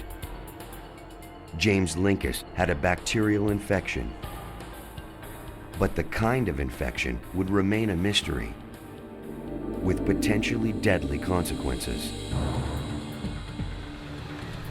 2 hours later, a second patient arrived at the ER. Mary Reynolds could barely breathe.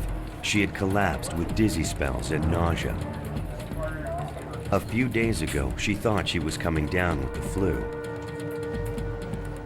Now, she was too weak to even stand. The symptoms were unmistakable. She had pneumonia. Later the same morning, Dr. Lander called me again with another pneumonia case with a little note of resignation in his voice, like this is going to be one of those days. Because Reynolds was so weak, Dr. White ordered a portable chest X-ray. Mary Reynolds presented with a several-day history of shortness of breath, fever, cough. She had some nausea too. She was quite ill when she came in. Taking a big, deep breath and hold it. When the patient's daughter, Vicky Sharetta, arrived at the hospital, her mother was already in intensive care. My father called me and said she had gotten worse. She was delirious and in pain of some kind. Very, very uncomfortable. Vicki was terrified. Her mother had always been a healthy and active senior. Now she could barely move. When we would try to have a conversation, she'd start out with a normal tone of voice, and then it would end up in a whisper and became very labored. Dr. White was worried. The x-rays confirmed Mary Reynolds' diagnosis. Our daughter, Vicki. Glad to meet you. Nice to meet you. How are you, Miss Reynolds? Like James Linkus, Mary's body was fighting off an unknown infection. It was a fight they were both losing.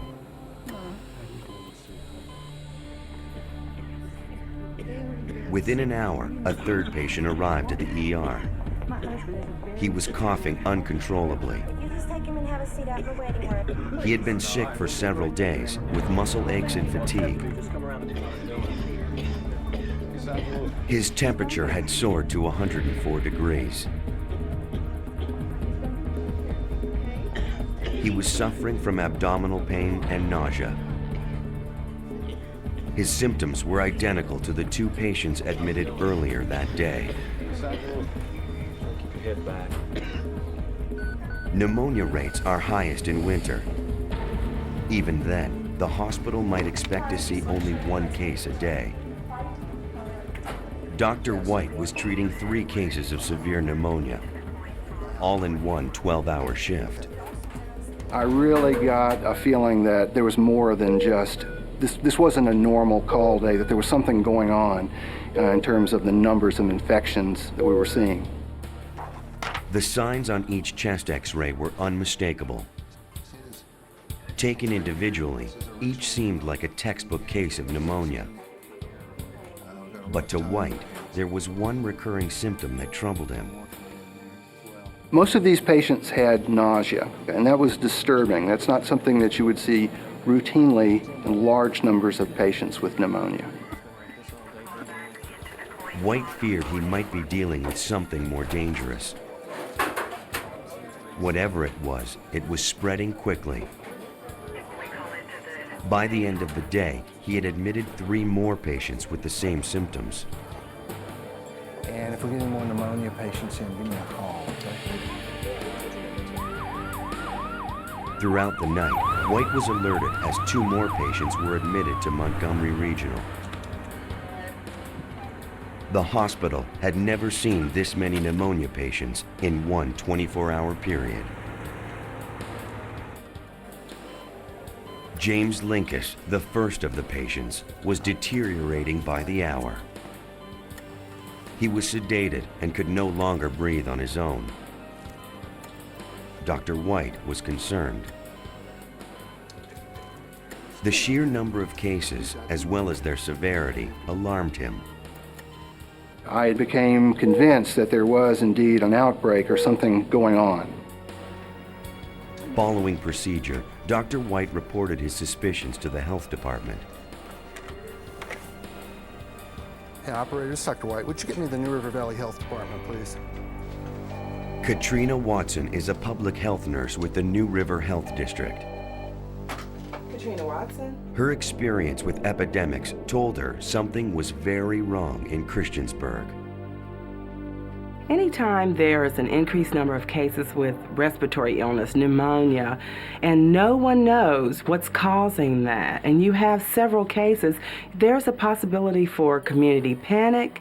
There are families presenting in the emergency department. You don't know whether it will affect just children, whether it will affect adults. The last thing that you want is community panic. I'll call you back later. The pneumonia cases at Montgomery Regional Hospital were definitely out of the norm. She alerted Dr. Jody Hershey, director of the New River Valley Health District. His job is to track infectious diseases: measles, meningitis, influenza, AIDS, anything that spreads and spreads quickly. At Montgomery Regional, go on and get some line with whether there's They were looking at the first troubling signs of an outbreak. This was the middle of October. It was not flu season. It was not what I would have expected to have been occurring at that time. So we got on the phones and we called other hospitals, we checked local doctors' offices, we checked regionally, and we found that in fact there weren't any other hospitals, doctors' offices that were seeing an unusually large number of pneumonias or upper respiratory tract infections. The cases pointed to one source, a single point of infection. But as Dr. Hershey knew, a group of cases at one hospital could easily grow into the hundreds, unless they could stop the source. Hershey teamed up with Dr. White to scour every detail of the case files. The number of cases, the age of the patients, and even the unusual nausea, symptoms become clues when you're tracking an outbreak. Increasing shortness of breath. For Hershey and White, those clues would lead to a shocking conclusion. Everything pointed to a single killer, Legionella pneumophila. They thought they were dealing with Legionnaire's disease.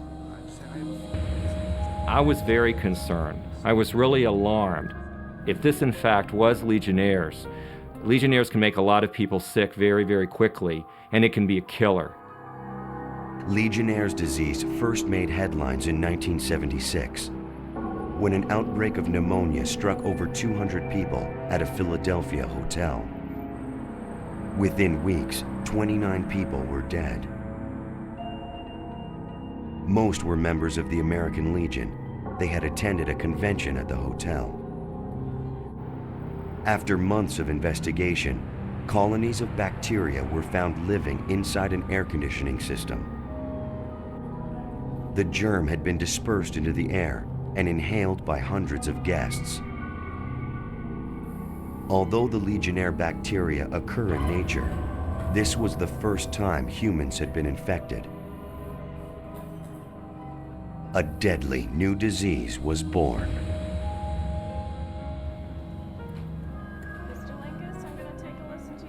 Now, 20 years later, people were falling ill in Christiansburg, Virginia.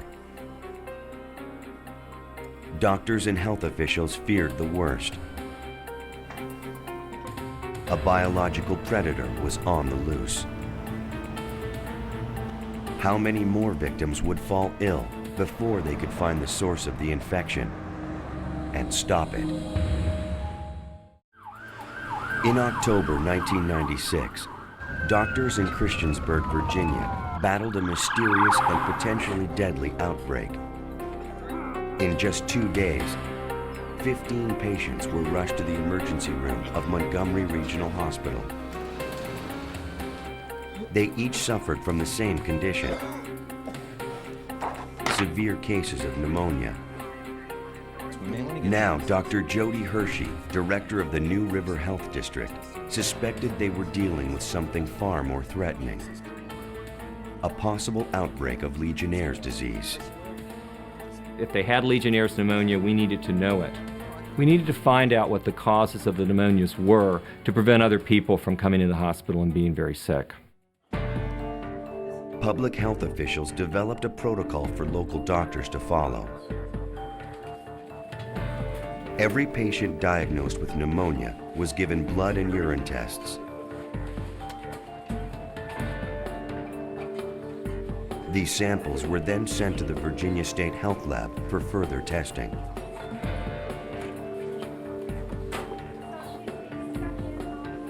Mary Reynolds, one of the first patients to show symptoms, remained in very serious condition. She was not responding to the antibiotics Dr. White had prescribed. Mary was having trouble breathing. Her oxygen levels were dangerously low. When Mary's daughter, Vicky Sharetta, heard they were testing for Legionnaire's, she became alarmed. It was quite frightening because her progress was so slow. Then when the word Legionnaire's popped up, it really got your attention. At the New River Health District, Dr. Hershey struggled to come to terms with an outbreak that was growing larger with each passing day. He called in a team of epidemiologists, men and women specially trained to track and prevent the spread of disease. A lot of work. I know you all are calling the hospitals. I know you all have divided up in teams to try to get information. They systematically contacted hospitals in the area to determine exactly how many pneumonia patients had been identified. 21 cases had been diagnosed. Although Hershey suspected they were connected to the outbreak, without test results, he had no proof. All of a sudden, in our health district, we have 20-some people in the hospital still pending results. So it was alarming. The blood samples were sent to the Division of Consolidated Laboratory Services in Richmond. Technicians analyzed them, trying to positively identify the infection. First, they processed the blood in a centrifuge to separate red and white blood cells from the serum. This is where evidence of potentially fatal bacteria would be found. The serum was then placed on a slide with a solution added to detect if the body had been fighting Legionella bacteria. Scientists viewed the slide under a microscope with an ultraviolet light. If Legionella were present, then antibodies to the bacteria would glow green. Researchers had their answer. 4 cases tested positive for Legionella bacteria.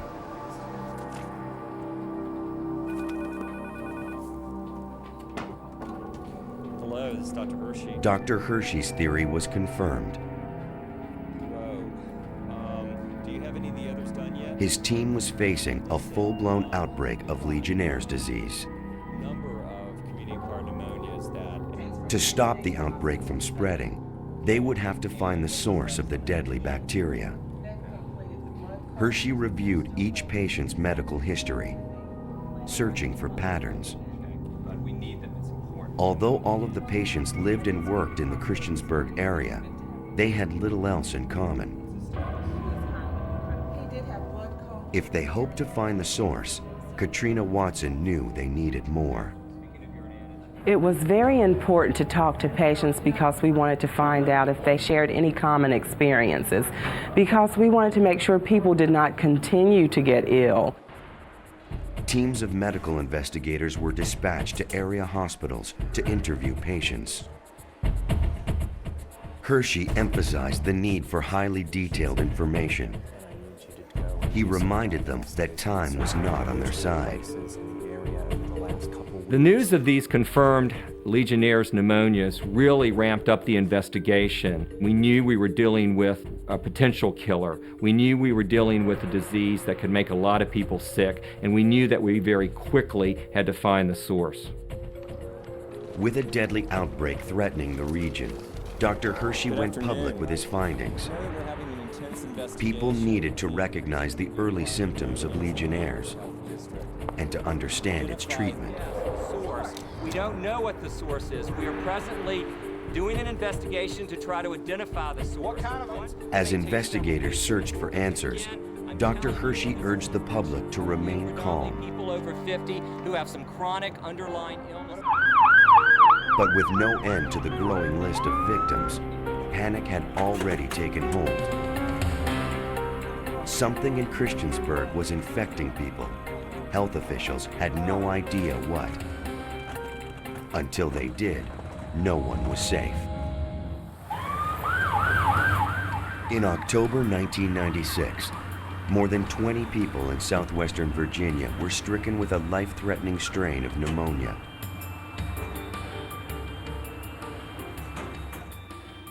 When blood tests confirmed 4 cases of Legionnaire's disease, District Health Director Dr. Jody Hershey warned the public. The story was breaking news on every station. protect themselves simply by... 4 area hospitals were now treating patients, several in critical condition. Family and friends had no idea whether they would be the next victims. People were afraid to go out. They were scared. They were afraid to go shopping. They were afraid to go to football games. They were afraid to go to church. Co-workers of sick patients were especially alarmed. Local businesses asked Dr. Hershey to address employees' concerns. There was tremendous public concern. You know, people wanted to know, how was this thing transmitted? Could I get sick? Could my children get sick? Hoping to calm their fears, Hershey explained that Legionnaire's disease is not contagious and rarely strikes children. People over age 50 with compromised immune systems are most at risk. Only those individuals who'd come in contact with the source of the disease could become infected. Doctors at area hospitals monitored their patients closely, administering antibiotics to fight off any sign of infection. For those who responded to treatment, recovery time averaged 2 weeks. But for the elderly, fighting the infection was a slow and painful process. Mary Reynolds was one of the first patients to become ill. She had received supplemental oxygen and aggressive antibiotic therapy. Still, her condition continued to worsen. Mary's daughter, Vicky Sharetta, could only wait while her mother fought for her life. There was a point where we did not see any improvement in her health. Maybe on some particular days even worse than the day before. And I got scared. Each new patient in the region was tested for Legionnaires. The state lab was overwhelmed as they tried to process all the samples. Within days, the outbreak threatened to become a public health nightmare. And still, they had no answers about the source. It was necessary to continue to monitor the numbers of people coming to the hospital, confirm that they did or did not have Legionnaire's pneumonia, and then look to see if we could find an environmental source causing it. Finding the source was the only way to stop the outbreak. Based on a handful of clues, Dr. Hershey suspected it was located somewhere in or around Christiansburg. He just had to find where. Submitted on the 14th. Okay, Chris, which hospital? I've contacted Legionella bacteria live in or near water. Scientists have found it in fountains and along riverbanks. Normally, small pockets of bacteria are not enough to cause infection. But in warm, moist conditions, the bacteria multiply. If large numbers of the bacteria become aerosolized, it can become infectious and deadly. There was no alternative. Hershey's team would have to identify and test every source of aerosolized water in the region. It was a huge undertaking. Hershey called in an environmental specialist, Vic Markison. Markison is an expert at investigating potential environmental factors that threaten public health. In the very beginning, we didn't know where to look, and that's why we looked everywhere, anywhere and everywhere that aerosolized water could have come from. The 1976 outbreak occurred because of a faulty air conditioner. Markison began by inspecting all the coolant systems in the area. The bacteria can reproduce quickly in a coolant system that is not properly maintained. We were looking for water that contained the Legionella bacteria. As that water became aerosolized, people would inhale it, and that's how they contracted the disease. Anything that produced water under pressure was suspect. Markuson took samples of the moisture found in and around vents of the large coolant structure.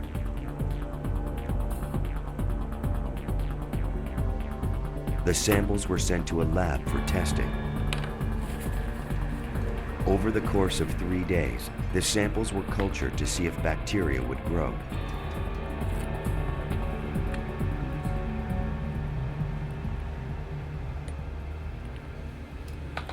The results were disappointing. All of the cultures were free of Legionella. Still, Dr. Hershey was certain the source was in Christiansburg. As an experienced disease detective, he moved the focus of his investigation away from the laboratory and back to the patients. We were looking specifically to identify any common threads, any linkages between these patients. Did they have a common exposure? We were looking for a common environmental source. And if we could identify that common environmental source, then we could go in and hopefully find a pinpoint location within that source and then stop it, prevent further transmission of the infection. Dr. Hershey brought in health officials from all over the state to administer a detailed questionnaire. They needed to know where the victims lived, where they worked and shopped, and how they spent their free time. We had to know what was going on, where those patients had been in the 2 weeks prior to getting sick. And even though it was challenging because those people were very, very ill, we knew we had to ask the questions. We had to ask the right questions so that we could get to the bottom of what was going on. The interviews were a slow and painstaking process, especially in the wake of a widening crisis. But team members like epidemiologist Betty Rouse refused to give up. When we don't know the source of something that is life-threatening, potentially to a large number of people, it is a cause for emergency. It's a cause for work till the work's finished, however many people it takes to get it done. After interviewing many of the patients, the list of potential sources began to narrow. Some of the links began to emerge almost immediately. Locations in Christiansburg that had been visited by either all of the individuals or most of the individuals involved included such things as a grocery store and a department store and a home center. Mary Reynolds told Dr. Hershey she had made several trips to the grocery store before she became ill. It was hard to believe that grocery shopping could cause Legionnaires. Yet something as simple as handling fresh fruit and vegetables could be the key to her illness. Under normal conditions, the water used to keep vegetables fresh is treated to kill bacteria. But an improperly maintained produce mister can provide the perfect breeding ground for deadly bacteria. An investigative team was called in from the Centers for Disease Control and Prevention in Atlanta. The outbreak had already grown too large for state health officials to handle alone.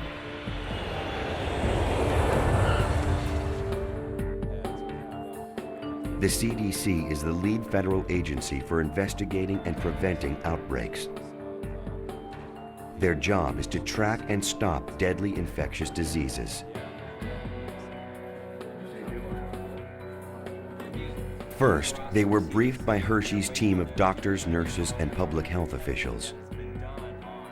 Next, they would inspect each of the locations. They were looking for water, or for anything that could create enough water vapor to spread the disease. Of the 3 possibly contaminated locations, the grocery store seemed the most likely. Investigators went there first, looking for signs of fine water vapor, which could be inhaled and cause sickness. They were most interested in water droplets found on a produce mister. and on the vegetables sitting below. Misters had tested positive for Legionella in the past. Samples would be rushed to the CDC lab in Atlanta for analysis. It would take 3 days to determine if the bacteria in question were present. Dr. Hershey moved on to a department store, the next location on their list.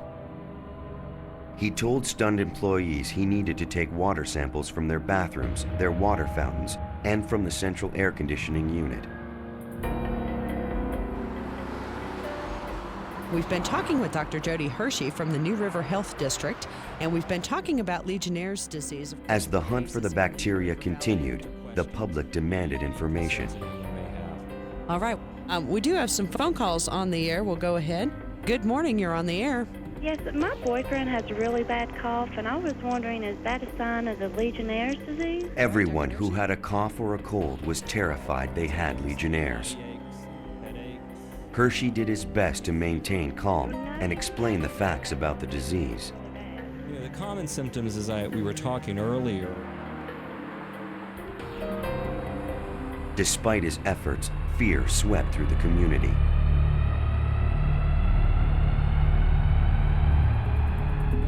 At a Montgomery County hospital, one patient took a turn for the worse.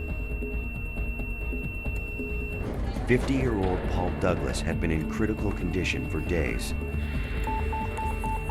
Doctors fought to save his life.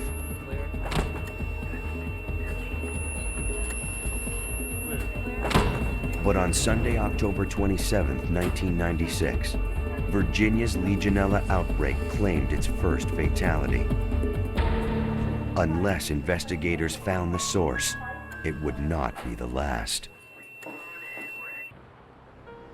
Good morning, I'm Christine McKinnon with WFNR Continuing News. Health officials have confirmed a patient diagnosed with Legionnaire's disease who was in critical condition has died. A deadly outbreak of Legionnaire's disease terrified a small Virginia community in 1996. With the help of the Centers for Disease Control and Prevention, District Health Director Jody Hershey was desperately trying to locate the source of the outbreak before the bacteria claimed more lives. It had been 2 weeks since the first patients with pneumonia-like symptoms were rushed to the emergency room at Montgomery Regional Hospital.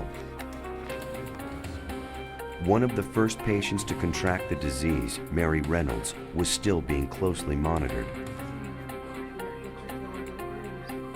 For her daughter, Vicky Sharetta, the waiting was painful. She didn't look like my mother. She was sick. She was very sick, and I had no idea that Legionnaires made you that ill. Of the nearly 25 people who had been diagnosed with pneumonia, Dr. Jody Hershey now had 15 confirmed cases of Legionnaire's disease. A team of doctors and public health officials worked day and night to pinpoint the source of the infection. They had narrowed their search to 3 principal sites: a grocery store, a department store, and a home improvement center. Samples taken at both the grocery store and the department store turned out negative. This left one probable source for the infection. The home improvement center was really looking like it was the possible source of the infection. So we sent a team into the home improvement center, and we identified and pinpointed any sources of water vapor there. Investigators scoured every department of the home improvement center. In the garden area, they tested hoses, a sprinkler system, and a decorative fountain. The home improvement center also had a hot tub on display, another potential source. In the past, hot tubs had been responsible for outbreaks of Legionnaire's disease across the U.S. Bacteria are usually found in the filter. Environmental specialist Vic Markison examined the hot tub. We had initially gone to where the hot tubs were on display and sampled the water, tested the temperature, identified the disinfectants that were in the water. All right. Are you ready? The closer investigators looked, the more they were convinced the hot tub was at the center of the outbreak. None of the store employees had gotten sick, but most of them were young, with immune systems strong enough to fight off the toxic bacteria. Older customers weren't as lucky. Hey, can you guys put the cover on? To prevent more people from becoming infected, the hot tub was covered until the water could be analyzed.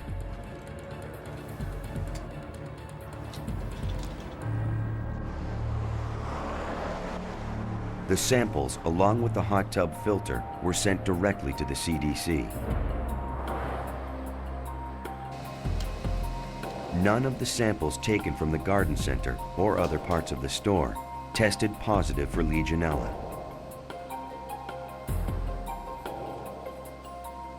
That left the hot tub filter.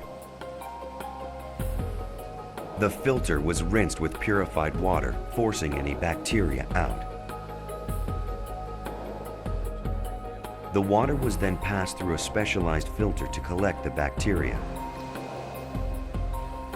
Once isolated, it could be cultured. Dr. Barry Fields at the CDC's Division of Bacterial Diseases performed the test. We'll put this on our media that we use to grow the organism and use a dissecting microscope to look for growth that's characteristic of Legionella.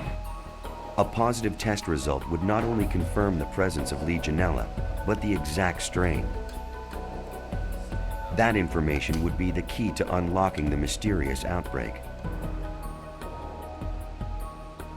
When the test was completed, Dr. Barry Fields contacted Hershey with the results.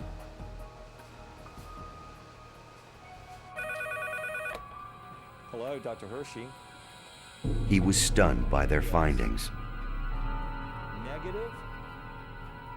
No Legionella bacteria were present in the hot tub filter or in any of the water samples. Negative. Okay, thank you very much. With people still getting sick, it was a huge setback. State and federal health officials knew they were racing the clock and getting nowhere fast. We were frustrated. We were disappointed. We had spent a lot of time testing. We had spent a lot of time in interviews, and it had pointed to the Home Improvement Center. Hershey and his team pressed on. Despite the negative tests, the director was still convinced the Home Improvement Center was the source. His instincts told him that if the bacteria wasn't in the hot tub, then it had to be somewhere else in the store. They just had to find it. Public health officials launched a case control study. By comparing the movements of both sick and healthy people throughout the store, they would be able to pinpoint the exact location where the victims became infected. State epidemiologist Betty Rouse located subjects for the study. What it basically involves is finding controls, that is, individuals who themselves were not ill, that matched the cases very closely by age, by sex, and by medical condition. After scouring thousands of medical records culled from local doctors' offices, epidemiologists had a list of names. Frightened by reports of the outbreak, the public was eager to help. Members of the community submitted to a long and detailed interview. Those who had shopped at the home improvement store were asked more specific questions. When and how long did they shop? What departments did they visit? Many of the healthy people told the same story. They recalled being in the store in the weeks prior to the outbreak. They hadn't been anywhere near the hot tub display. and they were in and out of the store in less than 30 minutes. But people who had contracted Legionnaires spent over an hour in the store.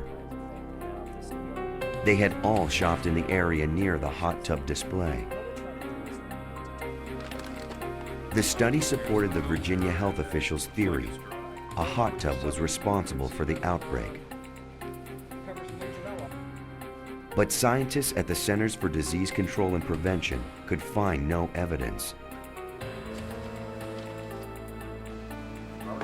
Nothing in the Home Improvement Center tested positive for Legionella.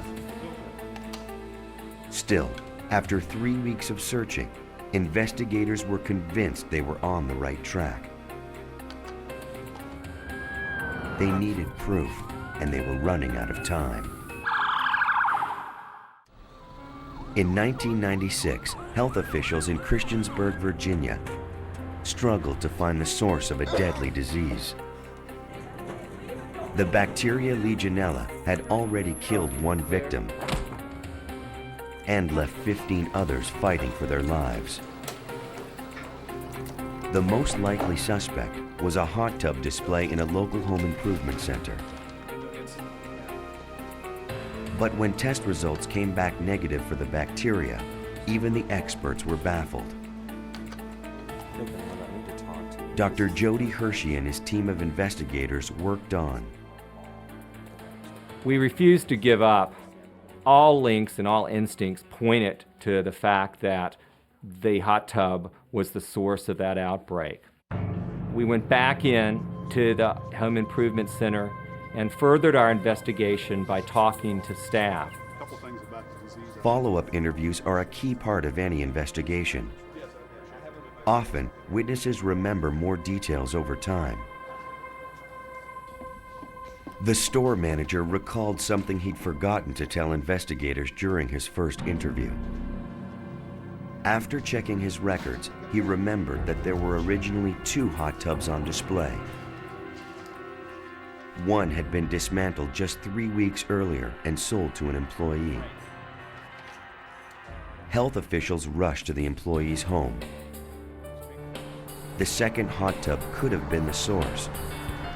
But if the employee had cleaned the tub or discarded the filter, they might not find any sign of the bacteria.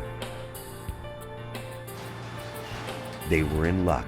The owner had not washed the hot tub or set it up for use. All of the parts were there. It had been sitting for 3 weeks. If the filter had dried out, there would be little chance of finding any traces of Legionnaire's disease. Remarkably, the filter was still slightly moist.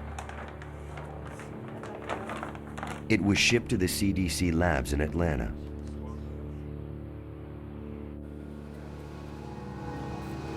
Dr. Barry Fields was relieved by the results. Legionella colonies have a distinct appearance. They're white and they have a little iridescent edge around them that can be red or purple or green, so they're fairly distinctive. Legionella was present, but that wasn't enough. Legionella can be common in the environment, and just finding it doesn't mean that it caused disease. We've got to be sure that we found the source of the outbreak or the case that occurred. He next tried to determine if this was the same bacteria that had made people sick in Christiansburg. DNA tests were performed on the bacteria found in the tub, as well as on bacteria infecting the patients. So what do we have? The 2 samples matched. Dr. Hershey finally had proof. The source of the outbreak had been identified. It was commendable that local, state, and federal public health officials quickly and effectively collaborated to identify the source of this mystery illness, and then got together further to avert an epidemic that could have been much worse. For Dr. John White, the end of the outbreak brought profound relief. It was one of the more challenging experiences of my career to have that number of pneumonia patients coming in that I felt responsible for by myself, to also feel like something was going on in the community, not knowing what it was, having more cases coming in. It was scary. Public health officials believe Mary Reynolds and the other victims inhaled bacteria that had been growing in the hot tub for weeks. How it got there is unclear. As a result, government guidelines on hot tub cleaning and disinfection now apply to all spas, including those just on display. According to Dr. Jody Hershey, Legionnaire's disease has changed this quiet corner of Virginia. This outbreak has and continues to have a lasting effect on the New River Valley. It will never be forgotten. It was a scary process, an outbreak of a potentially infectious, unknown disease. Virginia's Legionella outbreak of 1996 was the second largest in history. In all, 23 people were stricken with Legionnaire's disease. Tragically, 2 lost their lives. 70-year-old Mary Reynolds successfully fought off the disease and survived. After weeks in the hospital, she returned home to be with her family. Her recovery, and the recovery of dozens like her, was due to the hard work of a team of doctors, public health officials, and lab technicians who worked tirelessly to find and stop an invisible killer.